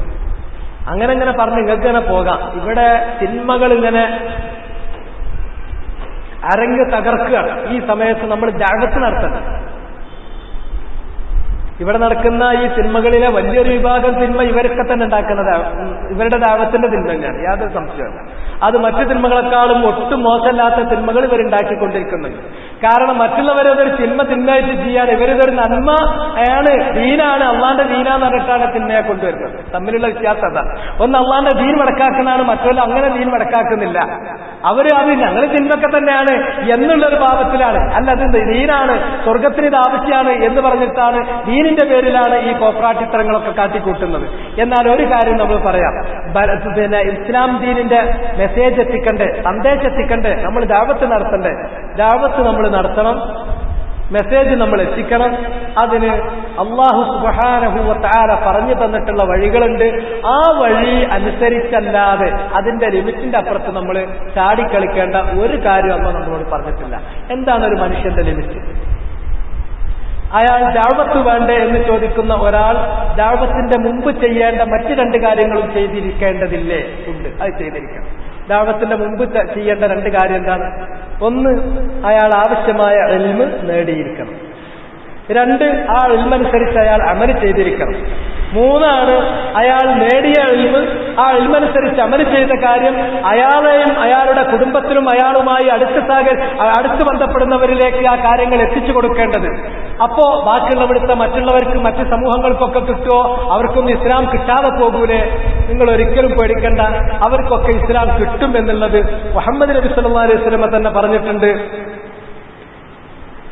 നബി സല്ലല്ലാഹു അലൈഹി വസല്ലമ പറഞ്ഞിട്ടുള്ള ഹദീസ് പ്രകാരമാണ്, ഈ ദീൻ തീർച്ചയായും ലയബ്ലുഗന്ന ഹാദൽ അംറു മാ ബലഗൽ ലൈലു വന്നഹാർ, രാത്രിയും പകലും എവിടെയൊക്കെ ഈ ഭൂലോകത്ത് മാറി മാറി വരുന്നുണ്ടോ ആ ഭൂപ്രദേശങ്ങളിലൊക്കെ ഇസ്ലാമിന്റെ മെസ്സേജ് എത്തിത്തന്നെ ചെയ്യും. വലാ യത്റുകുല്ലാഹു ബൈത മദരിൻ വലാ വബരിൻ ഇല്ലാ ദഖലഹുൽ ഇസ്ലാം. ജനങ്ങൾ താമസിക്കാൻ വേണ്ടി കെട്ടിയുണ്ടാക്കിയ ചെറിയ ചെറിയ ചെറ്റക്കുടിലുകളാകട്ടെ, പടുത്തുയർത്തിയ വലിയ വലിയ രമ്യഹർമ്മ്യങ്ങളാകട്ടെ, ഇതിലെല്ലാം ഇസ്ലാമിന്റെ സന്ദേശം കയറിച്ചെല്ലും. ഒന്നിനെയും അല്ലാഹു ഉപേക്ഷിക്കില്ല. ഇല്ല അദ്ഖലഹുൽ ഇസ്ലാം, അവിടെ ഇസ്ലാമിനെ അല്ലാഹു പ്രവേശിപ്പിക്കും. ബിഇസ്സി അസീസിൻ ഔ ദുല്ലി ദലീൽ ഇസ്സൻ യുഇസ്സു അല്ലാഹു ബിഹിൽ ഇസ്ലാമ വഅഹ്ല ഔ ദുല്ലൻ യുദില്ലു അല്ലാഹു ബിഹിൽ കുഫ്ര വഅഹ്ല. ഒന്നുകിൽ ഇത് സ്വീകരിച്ചിട്ട് ആ വീട്ടുകാർ അവർ പ്രതാപവാന്മാരായിത്തീരും, അല്ല ഈ സന്ദേശത്തെ അവർ നിരാകരിച്ചാൽ അതിന്റെ പേരിൽ അവർ പതിത്തവും നിന്ദതയും ഏറ്റുവാങ്ങേണ്ടി വരികയും ചെയ്യും. അത് അള്ളാഹു എത്തിക്കും. അത് നമ്മൾ അങ്ങനെ ചാടിക്കളിച്ചിട്ട് കാര്യമല്ല. നമ്മളെ സംബന്ധിച്ചിടത്തോളം നമുക്ക് ലിമിറ്റുകളുണ്ട്. പഠിക്കാത്ത ഒരാൾ ദാവത്തിൽ ചാടിക്കളിച്ചിട്ട് കാര്യമല്ല, അമലിയാത്ത ഒരാൾ ദാവത്തിൽ നിന്ന് ചാടിക്കളിച്ചിട്ട് കാര്യമല്ല. അയാൾ ചെയ്യേണ്ടത് ആദ്യം അത്യാവശ്യമായ കാര്യങ്ങൾ ഇൽമ് അതിന്റെ ഹയറാർക്കി അനുസരിച്ച് അത് പഠിക്കണം. മാലാ യശഉൽ മുസ്ലിമ ജഹലു, ഏതൊരു പരിതസ്ഥിതിയിലും ഒരു മുസ്ലിം അറിഞ്ഞിരിക്കേണ്ട കാര്യങ്ങളുണ്ട്. ആ കാര്യങ്ങൾക്ക് ആദ്യം മുൻഗണന കൊടുത്തു, പിന്നെ അതിനേക്കാൾ പ്രാധാന്യം കുറഞ്ഞത്, പിന്നെ അതിനേക്കാൾ പ്രാധാന്യം കുറഞ്ഞത്, ആ രൂപത്തിൽ ഹയറാർക്കി അനുസരിച്ച് കാര്യങ്ങൾ പഠിക്കുക. പഠിക്കുന്നത് അപ്പോൾ തന്നെ ജീവിതത്തിൽ പ്രാവർത്തികമാക്കുക. പഠിക്കുകയും പ്രാവർത്തികമാക്കുകയും ചെയ്ത നല്ല വ്യക്തതയുള്ള ഇൽമ് നമ്മുടെ മനസ്സിലുള്ള നമുക്ക് പറഞ്ഞു കൊടുക്കാൻ പറ്റുന്ന കാര്യങ്ങൾ, ആ കാര്യങ്ങൾ നമ്മൾ കൃത്യമായി നമ്മളുമായി ബന്ധപ്പെടുന്ന വൃത്തങ്ങളിൽ നമ്മൾ അത് അറിയിച്ചു കൊടുക്കാൻ നമ്മൾ ബാധ്യസ്ഥരുമാണ്. യാതൊരു സംശയമല്ല, അതിന് നമുക്ക് ബാധ്യതയുണ്ട്. ഇനി ചിലത് നമുക്കറിയാം, പക്ഷെ നമുക്കത് പറഞ്ഞു കൊടുക്കാൻ മാത്രം വ്യക്തതല്ല, അല്ലെങ്കിൽ അതിന്റെ നുസൂസുകൾ നമ്മൾ പഠിച്ചിട്ടില്ല. എന്താ ചെയ്യാനുള്ളത്? സൂറത്ത് യാസീനിൽ അതിന്റെ പരിഹാരം പറഞ്ഞിട്ടുണ്ട്. ഒക്കെ ഖുർആനിലുണ്ട്. നിങ്ങൾ ഖുർആൻ ഓതിയാൽ മതി. വജാഅ റജുലുൻ മിൻ അഖ്സൽ മദീനതി യസ്ആ قال يا قوم اتبعوا المرسلين اتبعوا من لا يسألكم عليه أجرا. അയാൾ അത്രേ പറഞ്ഞുള്ളൂ. ഡയറക്റ്റ് ചെയ്യാനാണ് അയാൾ പഠിപ്പിച്ചത്. ആ പട്ടണത്തിന്റെ അധിവാസ കേന്ദ്രത്തിന്റെ അങ്ങേയറ്റത്ത് നിന്ന് ഒരാൾ ഓടിക്കൊണ്ടുവന്നു. അദ്ദേഹം പറഞ്ഞു, യാ ഖൗം, അല്ല ജനങ്ങളെ, ഇത്തബിഉൽ മുർസലീൻ, നിങ്ങൾ ഈ മുർസലീങ്ങൾ അല്ലാഹു നിയോഗിച്ചിട്ടുള്ള ഈ ദൂതന്മാര് അവരെ നിങ്ങൾ പിന്തുടരൂ. ഇത്തബിഉ മൻ ലാ യസ്അലുക്കും അലൈഹി അജ്റ. നിങ്ങളോട് ഈ ദഅവത്തിന്റെ പേരിൽ ഒരു ചില്ലിക്കാശ് പോലും ഇങ്ങോട്ട് പ്രതിഫലം ചോദിക്കാത്ത, അള്ളാഹുവിന്റെ മാർഗത്തിനു വേണ്ടി പണിയെടുക്കുന്ന ഈ മുർസലീങ്ങളെ നിങ്ങൾ പിന്തുടരണം. അവരാണ് ഹിദായത്ത് പ്രാപിച്ചിട്ടുള്ളവർ. അതിലൊതുക്കണം നമ്മൾ. അറിയുന്നവര് മൂടിവെച്ചാൽ അത് വലിയ അബദ്ധമുള്ള കാര്യമാണ്. സംഗതി അറിഞ്ഞിട്ട്, കൃത്യമായി അറിഞ്ഞിട്ട് അത് മൂടിവെക്കുകയാണെങ്കിൽ അവർക്ക് അള്ളാഹുവിന്റെ ശാപമുണ്ട്, അള്ളാഹിന്റെ മലക്കുകളുടെ ശാപമുണ്ട്. അത് അള്ളാഹു സുബ്ഹാനഹു വ തആല ഒരിക്കലും നമുക്ക് അനുവദിച്ചു തരുന്ന കാര്യമല്ല. മൻ ലാ യസ്അലുക്കും അജ്റൻ വഹും മുഹ്തദൂൻ അലൈഹില്ല. ജസാക്കല്ലാഹു ഖൈർ. ഇത്തബിഉ മൻ ലാ യസ്അലുക്കും അജ്റൻ വഹും മുഹ്തദൂൻ അലൈഹി. ഞാൻ പറഞ്ഞു പോയപ്പോൾ കൂടി പോയതാണ്, ഖുർആനിലതില്ല. ഇങ്ങനെ ഡയറക്റ്റ് ചെയ്യാനുള്ളതാണ് ഈ സംഗതികൾ. ഇതിലൂടെ കാര്യങ്ങൾ നമുക്ക് നടത്താൻ പറ്റും. അതേ സന്ദർഭത്തിൽ ഒരുപാട് വിഷയങ്ങൾ, നമ്മുടെ ചുറ്റുപാടുകൾ കൂടുതൽ ഓരോ ദിവസം കഴിയുമ്പോൾ കൂടുതൽ വഷളായിക്കൊണ്ടിരിക്കുക, അല്ലാതെ പറയാൻ പറ്റില്ല. അത് നബി സല്ലല്ലാഹു അലൈഹി വസല്ലമ പറഞ്ഞു, ലാ യഅതീകും ആം ഇല്ലാ വല്ലദീ ബഅദഹു ശർറുൻ മിൻ. ഒരു വർഷം നിങ്ങൾക്ക് വരുന്നുണ്ടോ, അതിനേക്കാളും മോശമായത് തൊട്ടടുത്ത വർഷം ഉണ്ടാകുള്ളൂ. 2010 മോശമായിരിക്കും 11 ഒന്നും കൂടി മോശമായിരിക്കും 12. അങ്ങനെ പോയിട്ട് മഹദിയുടെ കാലം വരെ അങ്ങനെ തുടരും. മഹദിയുടെ കാലം വന്നാൽ ഒരു റോൾ ബാക്ക് ഉണ്ടാകും. അതിനുശേഷം മഹദിയുടെയും കാലഘട്ടത്തിന് ശേഷം പിന്നീട് പെട്ടെന്ന് സ്ഥിതി മോശമായി ലോകം അവസാനിക്കുകയും ചെയ്യും. ഇതാണ് ഇനി നമുക്ക് പ്രതീക്ഷിക്കാനുള്ളത്. ആ സന്ദർഭത്തിൽ നമ്മൾ എന്ത് ചെയ്യണം? ഈ സന്ദർഭത്തിൽ ഒരു കുത്തിയൊലിച്ച് മൂല്യങ്ങൾ കുത്തിയൊലിച്ചു പോകുന്ന ഈ ഫിത്നയുടെ കാലയളവിൽ ആദ്യത്തെ കടമ ഖുദൂഹു അന്നി. ഇത് നമ്മൾ ജീവിക്കുന്ന ഈ കാലഘട്ടം ചില്ലറല്ല. ഇത് എല്ലാവിധ നന്മകളും അത് മൂല്യങ്ങളെല്ലാം തന്നെ തകിടം മറിച്ച് കുഴാമറിഞ്ഞു കിടക്കുന്ന ഒരു കാലമാണ്. എല്ലാ സുന്നത്തുകളെയും വിദ്യാർത്ഥികളായി ചിത്രീകരിക്കുകയും വിദ്യാർത്ഥികൾ മുഴുവനും സുന്നത്തായിട്ട് ചിത്രീകരിച്ച് ജനം അത് തലയിലേക്ക് നടക്കുകയും ചെയ്യുന്ന ഒരു കാലഘട്ടത്തിലാണ് മൂല്യങ്ങൾ കുഴാമറിഞ്ഞു കിടക്കുന്ന കാലമാണ്. ഈ ഫിത്നയുടെ കാലഘട്ടത്തിൽ, ഉർബത്തിന്റെ കാലഘട്ടത്തിൽ മറ്റുള്ളവരെ നന്നാക്കലല്ല ഫസ്റ്റ് പ്രയോറിറ്റി. യാ അയ്യുഹല്ലദീന ആമനൂ ഖൂ അൻഫുസകും വഅഹ്ലീകും നാർ. നമ്മുടെ ഈ സുന്ദരമായ മുഖത്തെ ആദ്യം നരകത്തിൽ നിന്ന് നമ്മൾ കാത്തുകൊള്ളണം. ഈ കുത്തിയൊലിച്ചു പോകുന്ന ഈ ഒഴുക്കിൽപ്പെടാതെ ഞാൻ അതിൽ നിന്ന് ഈ ഒഴുക്കിൽ പിടിച്ചു നിൽക്കാൻ, അതിൽ നിന്ന് മാറി നിൽക്കാൻ കഴിഞ്ഞെങ്കിൽ അതിനാണ് ഒരു മനുഷ്യൻ ആദ്യം ചെയ്യേണ്ടത്. അല്ലാതെ ഞാൻ നശിച്ചുപോയി ബാക്കിയുള്ളവർ നന്നായിട്ട് ഒരു കാര്യമല്ല. ഏറ്റവും ആദ്യം ഖൂ അൻഫുസകും, സ്വന്തം ശരീരത്തെ, ഈ ശരീരത്തെ, ഈ മുഖത്തെ നിങ്ങൾ നരകത്തിൽ നിന്ന് കാക്കുക. വഅഹ്ലീകും നാറ, പിന്നെ നിങ്ങളുടെ അഹ്ലിനെ നിങ്ങൾ നരകത്തിൽ നിന്ന് സൂക്ഷിക്കുക. അതിനുശേഷമാണ് മറ്റുള്ള ആളുകളിലേക്ക് വരുന്നത്. സുമ്മൽ അഖറബു ഫൽ അഖറബ്, പിന്നെ ഏറ്റവും അടുത്ത ആൾ, ഏറ്റവും അടുത്ത ആൾ. ഇതേ നമുക്ക് നിർവാഹമുള്ളൂ. ഇതിൽ അവനാന്റെ കാര്യം മറന്നിട്ട് ബാക്കിയുള്ളവരെ നന്നാക്കാൻ നടക്കുന്നവരാണ് ഈ ദഅവത്തിന് വേണ്ടി ബഹളം ഉണ്ടാക്കുന്ന ആൾക്കാരൊക്കെ. ഏതെങ്കിലും ഒന്നോ രണ്ടോ ആൾക്കാർ നല്ലവരില്ല എന്നല്ലട്ടോ ഞാൻ പറഞ്ഞത്. അൽ ഹുക്മു അലൽ ഗാലിബ്. ഇവിടെ ദഅവത്ത് എന്ന് പറഞ്ഞ് നടക്കുന്ന ആളുകളുടെ അടുക്കലേക്ക് പോയി നോക്കിയാൽ അതൊക്കെ കൽ ഫതീല. നബി സല്ലല്ലാഹു അലൈഹി വസല്ലം പറഞ്ഞു, നീ ഒരു മെഴുകുതിരിയെ പോലെ ആകരുത്. വേറുള്ളവർക്ക് വെളിച്ചം കൊടുത്തിട്ട് നീ കരിഞ്ഞു പോകുന്ന അവസ്ഥ ഉണ്ടാകരുത്. നമ്മൾ ദീപ്തമാകണം. ആ ദീപ്തിയിൽ മറ്റുള്ളവർക്ക് വെളിച്ചം കിട്ടണം. അത്രേ ഉള്ളൂ. അല്ലാതെ നമ്മൾ കരിഞ്ഞൊരുക്കി പോകുക, ബാക്കിയുള്ള ആളുകൾക്ക് വെളിച്ചം കിട്ടുന്ന രീതി ഇല്ല. അതുകൊണ്ട് തന്നെ നമ്മുടെ ജീവിതം, വ്യക്തിപരമായ ജീവിതം, അത് കട്ടറ പോക്കാണ്.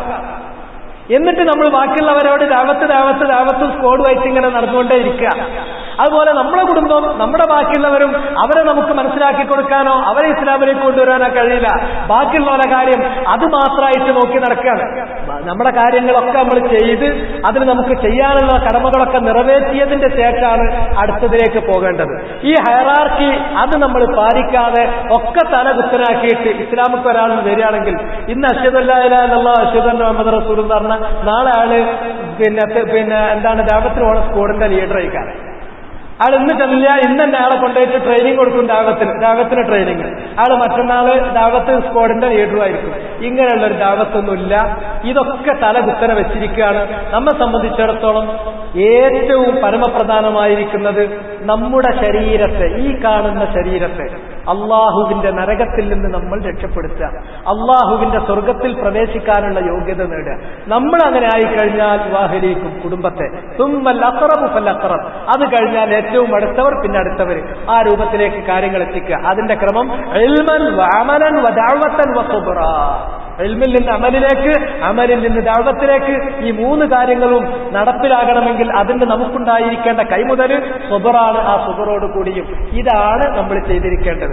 അതിൽ ആരൊക്കെ എന്തൊക്കെ പറഞ്ഞാലും നിങ്ങളെ വഞ്ചിക്കാൻ പറ്റാത്ത, കബളിപ്പിക്കാൻ പറ്റാത്ത ആ ഫൂൾ പ്രൂഫായിട്ടുള്ള മെത്തഡോളജി രാവിലെ ഞാൻ പറഞ്ഞതിലുണ്ട്.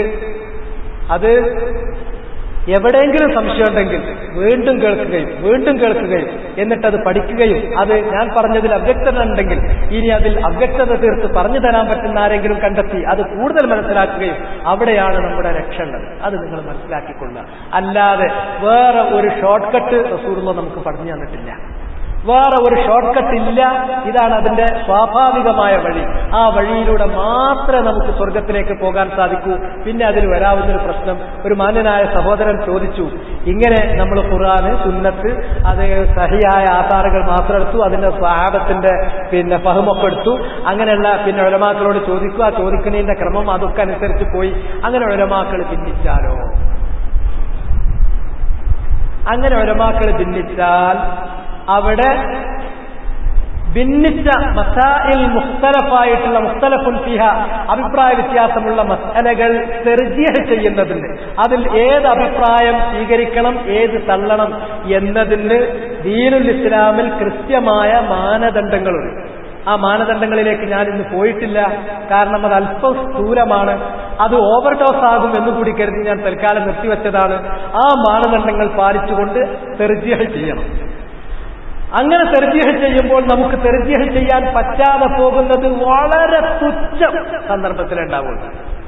ഒരു ഉദാഹരണം പറയാം. അപ്പൊ നമസ്കാരത്തിന്റെ കാര്യത്തിൽ, 5 നേരത്തെ നിസ്കാരത്തിന്റെ കാര്യത്തിൽ തെർജിഹ് ചെയ്യാൻ കഴിയാത്ത ഒരു മസല പോലും വരുന്നില്ല. മയ്യിത്ത് നിസ്കാരത്തിന്റെ കാര്യം പറയാം. മയ്യിത്ത് നിസ്കാരത്തിന്റെ കാര്യത്തിൽ തെർജിഹ് ചെയ്യാൻ കുറച്ച് പ്രയാസമുള്ള ഒരു കാര്യമുണ്ട്. ഉദാഹരണമായി ഓരോ തക്ബീറിലും കൈ പൊക്കണോ പൊക്കട്ടെ, അല്ലാഹു അക്ബർ ആദ്യത്തേതിന് കൈ പൊക്കും, പിന്നെ ഫാത്തിഹ സൂറത്ത് ഓതിയതിന് ശേഷം രണ്ടാമത് അല്ലാഹു അക്ബർ എന്ന് പറഞ്ഞു, അവിടെ കൈ പൊക്കണോ പൊക്കണ്ടേ? ഈ വിഷയത്തിൽ ഇബ്നു ഉമർ റളിയല്ലാഹു തആല അൻഹു കൈ പൊക്കിയതായിട്ട് റിവായത്തിലുണ്ട്. അതിന്റെ അപ്പുറം വേറെ ഒന്നും റിവായത്തിലില്ല. ഇബ്നു ഉമർ റളിയല്ലാഹു തആല അൻഹു ആ കൈ പൊക്കിയത് നബിയിൽ നിന്ന് അദ്ദേഹം കണ്ടുപഠിച്ചത് കൊണ്ടായിരിക്കാം എന്ന അസംഷനിൽ കൈ പൊക്കുകയാണ് അധിക പണ്ഡിതന്മാരും ചെയ്യുന്നത്. എന്നാൽ ചില പണ്ഡിതന്മാർ പറഞ്ഞു, ഇബ്നു ഉമർ ചില കാര്യങ്ങളിൽ, ഇത്തരം ഫുറൂഇയായ കാര്യങ്ങളിൽ ഇജ്തിഹാദുള്ള ഒരു സഹാബിയാണ്. അതുകൊണ്ട് തന്നെ വേറെ ആരും ഉദ്ധരിച്ചിട്ടില്ലാത്ത നിലക്ക് അത് അദ്ദേഹത്തിന്റെ ഇജ്തിഹാദായിരിക്കാം. അതുകൊണ്ട് എന്ത് ചെയ്യണം? തെർജിഹ് ചെയ്യാൻ അവിടെയും പ്രയാസപ്പെടുകയാണ്. എന്നാലും നമുക്ക് അവിടെ വഴി അല്ലാഹ് കാണിച്ചു തരും. ഇബ്നു ഉമറിനെ പോലുള്ള മഹാനായ ഒരു സഹാബി ഇത്തരമൊരു കാര്യത്തിൽ ഇജ്തിഹാദിലേക്ക് മുതിർന്നു എന്നതിനേക്കാൾ തൗഖീഫൻ മിനർ റസൂൽ, റസൂലിൽ നിന്ന് കണ്ടുപഠിച്ചതനുസരിച്ച് ചെയ്തു എന്നുള്ളത് ആയിരിക്കാൻ, അങ്ങനെയാണ് ഒരു സഹാബിയെ കുറിച്ച് നമ്മൾ ചിന്തിക്കേണ്ടത്. അതാണ് ഖൈറു മഹ്മൽ. ആ മഹ്മലിൽ സ്വീകരിക്കുക എന്ന് പറഞ്ഞിട്ട് കൈപ്പൊക്കുന്നതിലേക്ക് ഒരാൾക്ക് വേണമെങ്കിൽ തെർജിഹ് ചെയ്യാം. ഇനി ഇല്ലെങ്കിൽ പോലും അത്രേ വരുള്ളൂ. ഞാൻ പറഞ്ഞത് നമ്മുടെ അഅ്മാലുകളിൽ നമ്മെ സ്വാധീനിക്കാത്ത വളരെ വളരെ ചെറിയ ഓരോ കാര്യത്തിലേ അങ്ങനത്തെ വരുള്ളൂ. ബാക്കി എല്ലാ വിഷയങ്ങളും സെറ്റിൽഡാണ്.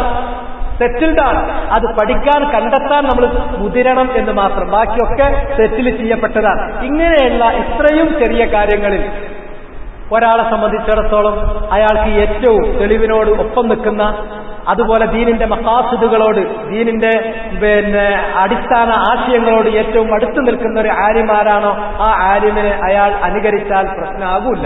അത് മിമ്മാ യുഅ്ഫാ. ഇതാണ് ദീനുൽ ഇസ്ലാമിന്റെ കാര്യം. പറഞ്ഞു നോക്കിയാൽ തോന്നുന്നു ഒക്കെ അഭിപ്രായ വ്യത്യാസമാണ്.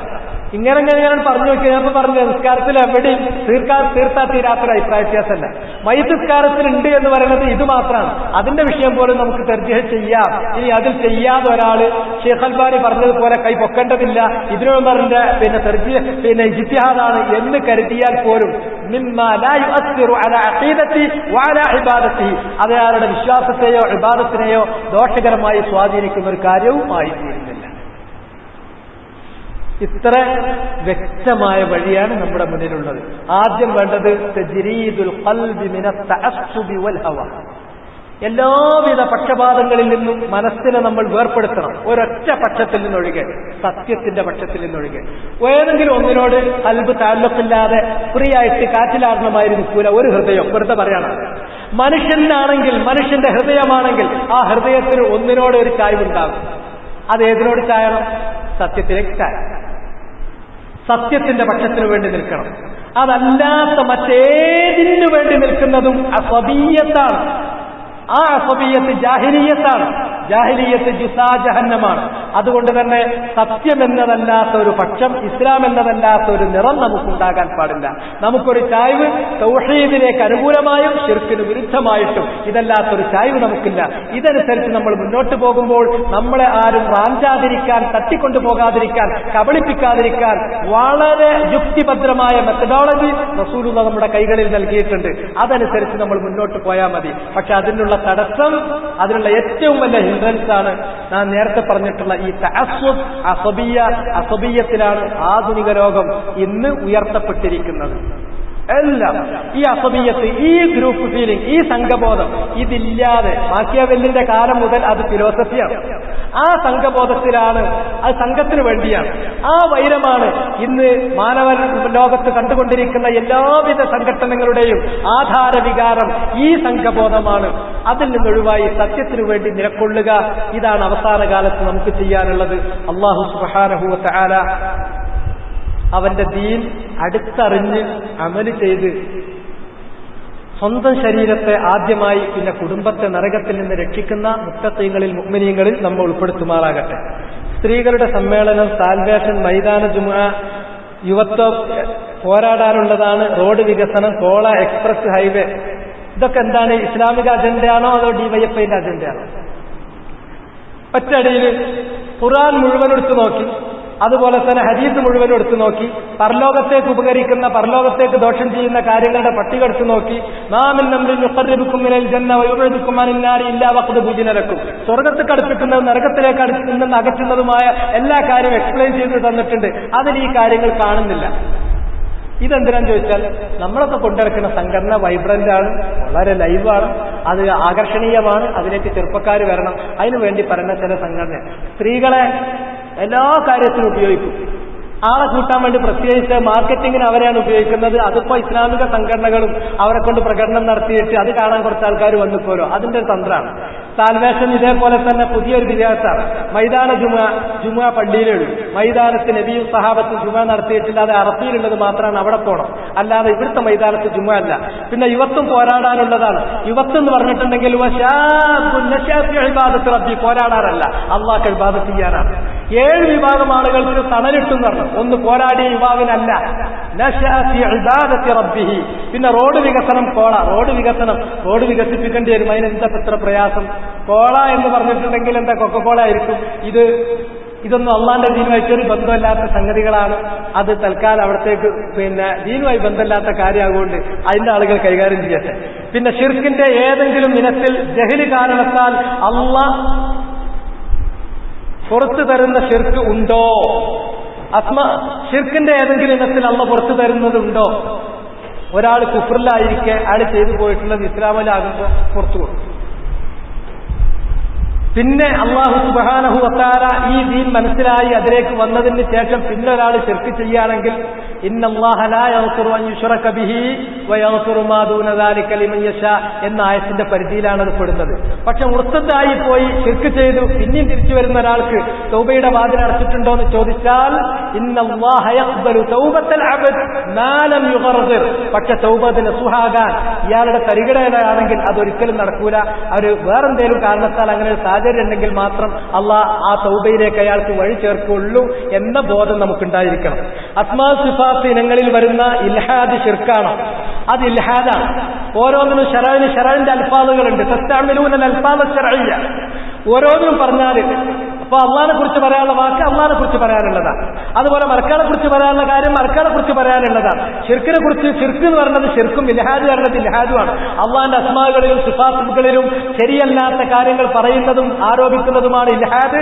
എങ്ങനെയാണോ അതായിരിക്കേണ്ടത് ആ രൂപത്തിലല്ലാതെ അസ്മാവും സിഫാത്തും കൈകാര്യം ചെയ്താൽ, പറഞ്ഞാൽ, വിശ്വസിച്ചാൽ, അനുവർത്തിച്ചാൽ അതാണ് ഇൽഹാദ്. അതിന് ശിർക്ക് എന്നല്ല പറയാതെ ഇൽഹാദാണ്. അതുകൊണ്ട് ശിർക്ക് ഇൽഹാദാണോ ഇൽഹാദ് ശിർക്കാണോ എന്ന ചോദ്യത്തിന് വലിയ അർത്ഥമല്ല. പിന്നെ പടച്ചവനെ നാദ തമ്പുരാനെ എന്ന് അള്ളാഹുവിനെ വിളിച്ചാൽ അയാൾ ചെയ്തത് അള്ളാഹു ഒരിക്കലും പൊറുക്കാത്ത ശിർക്ക് ആകുമോ?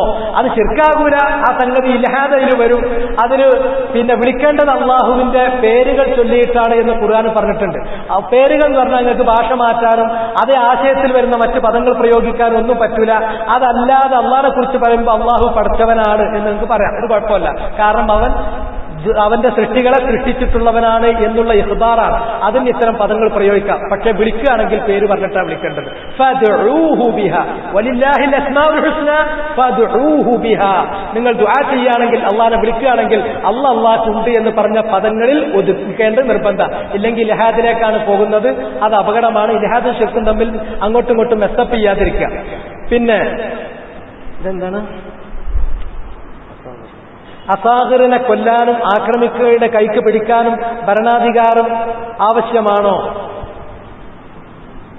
ഇങ്ങട്ട് വന്ന് നമ്മളെ ആക്രമിക്കുന്ന ബാഗി അയാളെ ആ പോയിന്റിൽ വെച്ച് തടുക്കാനല്ലാതെ വേറെ ഒന്നിനും ഒരു വ്യക്തിക്ക് അവകാശമില്ല. ഇതാണ് പ്രതിരോധം. അപ്പൊ നമ്മൾ അടിച്ചോന്, നമ്മൾ ആക്രമിച്ചോന് നമ്മൾ അങ്ങോട്ട് പ്രതിരോധിക്കുമ്പോൾ നമ്മൾ ഒഴിവാക്കി പോവുകയാണെങ്കിൽ അവന്റെ പിന്നാലെ പിന്തുടർന്ന് അവന്റെ കേന്ദ്രം വരെ പോയി അവനെ തല്ലാൻ പറ്റുമോ? അതുപോലും പ്രതിരോധമല്ല. നമ്മുടെ പൊസിഷന് ഏതാണോ ആ പൊസിഷനിൽ കയറി അടിക്കുമ്പോൾ അവനെ പ്രതിരോധിക്കാം, അതിന് നമുക്ക് കിട്ടിയതൊക്കെ പ്രയോഗിക്കാം, നമ്മുടെ കൂടെ സഹായിക്കാൻ വന്നവരൊക്കെ അതിന് വിളിക്കാം. ആ പൊസിഷൻ വിട്ട് വേറെ അവന്റെ ഏരിയയിലേക്ക് പോയി തല്ലാൻ വരെ നമുക്ക് അനുവാദമല്ല. അത് അതിന്റെ അപ്പുറം ഒരു നടപടി എടുക്കണമെങ്കിൽ അള്ളാഹ് സുൽത്താൻ കൊടുത്തിയ ഹാക്കിനെ പറ്റുള്ളൂ. മറ്റേ നമ്മളും ബാധിയായി തീർന്നു, വേറൊന്നുമില്ല. അത് ഇമാം അഹ്മദ് ബിൻ ഹംബൽ അദ്ദേഹത്തിന്റെ ഉസൂൽ സുന്നയിൽ വിശദമായി ആ ഭാഗം ചർച്ച ചെയ്തിട്ടുള്ളതാണ്. അതിന്റെ ശർഹകൾ നിങ്ങൾ കേട്ടാൽ മനസ്സിലാകും. ഇത്രയാണ് അതിൽ ചെയ്യാനുള്ളത്. അതല്ലാതെ നമുക്ക് അങ്ങോട്ട് കയറി ആക്രമിക്കാൻ ഒരു നിവൃത്തിയില്ല. പ്രതിരോധം, ഇന്നിവിടെ പ്രതിരോധം എന്ന് പറയുന്നത് മുഴുവനും ആക്രമണമാണ്. അത് പ്രതിരോധമല്ല. പ്രതിരോധമാണെങ്കിൽ അവൻ നിൽക്കുന്ന പൊസിഷനിൽ ഉണ്ടാകുന്ന ആക്രമണത്തെ എതിർക്കാൻ പറ്റുള്ളൂ. അങ്ങോട്ട് പോയിട്ട് ഇന്ന് ഇവിടുന്ന് 2 കിട്ടിയ അപ്പം എല്ലാം വാങ്ങി വെച്ചിട്ട് നാളെ അവിടെ പോയി അടിച്ചാൽ അത് പ്രതിരോധമല്ല, അത് ആക്രമണമാണ്.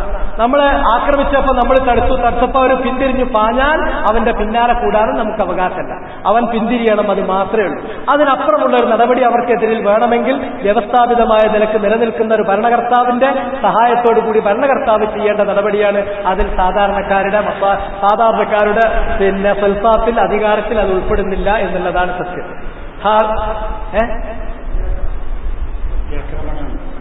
നമുക്ക് പ്രതിരോധം എന്നുള്ള ഒരു സംഗതിയല്ലാതെ പ്രത്യാക്രമണം ഖലീഫന്റെ നേതൃത്വമാണ്. ഇങ്ങോട്ട് ആക്രമിച്ചാൽ നീ ആക്രമിച്ചിട്ടില്ലെങ്കിലും അങ്ങോട്ട് കയറി ആക്രമിക്കാം. അതിന് ഖിതാലിന്റെ നിയമമുണ്ട്. ആ നിയമത്തിലെ ഒന്നാമത്തെ നിയമം 3 ഷർത്ത്. അവ്വലു ഷർത്ത് ഇമാമുൻ ഹാക്കിമുൻ ഖായിമുൻ ലാഹിർ നേതൃത്വം നൽകുന്നതായിരിക്കണം ആ യുദ്ധം. രണ്ടാമത്തേത് മുസ്ലിങ്ങൾക്ക് മുക്ന, അവർക്ക് അവരെ എതിരിടുവാനുള്ള ഭൗതികമായ കഴിവുണ്ട് എന്ന് തോന്നണം. അത് പകുതി ശക്തിയെങ്കിലും നമുക്ക് വേണമെന്നുള്ളതാണ്. 1000 ആളാണെങ്കിൽ നമ്മൾ 500 ആളെങ്കിലും വേണം. അവർ 200 ആണെങ്കിൽ നമ്മൾ 100 എണ്ണെങ്കിലും വേണം. ആദ്യകാലത്ത് അത്ര വേണമെന്നില്ലായിരുന്നു. പിന്നെ മുസ്ലിംകളിലുള്ള വഹന് പരിഗണിച്ച് അള്ളാഹ് അതിന്റെ പ്രൊപ്പോർഷൻ അവസാനം വെച്ചത് ഇരട്ടി പാതിയിലാണുള്ളത്. മൂന്നാമത്തെ ഷർത്ത് തമയ്യുദു സുഫൂഫ്, മുസ്ലിങ്ങളും അമുസ്ലിങ്ങളും കൂടിക്കലർന്ന് മിക്സായി നിൽക്കുന്ന ഒരു ഏരിയ പോയിട്ട് യുദ്ധം ചെയ്യരുത്. 2 സ്വപ്പും വേർതിരിഞ്ഞിട്ടുള്ള റാങ്കും ഫയറും വേർതിരിഞ്ഞ് നിൽക്കുന്ന ഒരോടത്തെ യുദ്ധം ചെയ്യാൻ പാടുള്ളൂ. അല്ലെങ്കിൽ മുസ്ലിമിനെ തന്നെ കൊല്ലും. അള്ളാഹു അഹദ് കൊടുത്തിട്ടുള്ള അഹദ് പാലിക്കണം എന്ന് പറഞ്ഞാൽ ആ മുസ്ലിമിന്റെ രക്തം ചിന്താൻ നമ്മൾ എന്ത് ചെയ്യും? കാരണക്കാരനാവും. അതുകൊണ്ട് ഈ 3 ഷർത്ത്: 1 ഭരണാധികാരി ഉണ്ടാകുക, 2 മുക്കനത്തുണ്ടാകുക, 3 തമയ്യുദു സുഫൂഫ് ഉണ്ടാകുക. ഇതില്ലാത്ത ഒരു യുദ്ധത്തിന് പോയാൽ റായത്തുൽ ഉമ്മിയ്യ, ആ റായത്തുൽ ഉമ്മിയ്യത്തിന് കീഴിൽ യുദ്ധം നടത്തിയിട്ട് ആ ഹദീസ് വായിച്ചാണ് ഞാൻ തുടങ്ങിയിട്ടുള്ളത്. والله تعالى أعلم وصلى الله وسلم على نبينا محمد وعلى آله وصحبه أجمعين. سبحانك اللهم وبحمدك أشهد أن لا إله إلا أنت أستغفرك وأتوب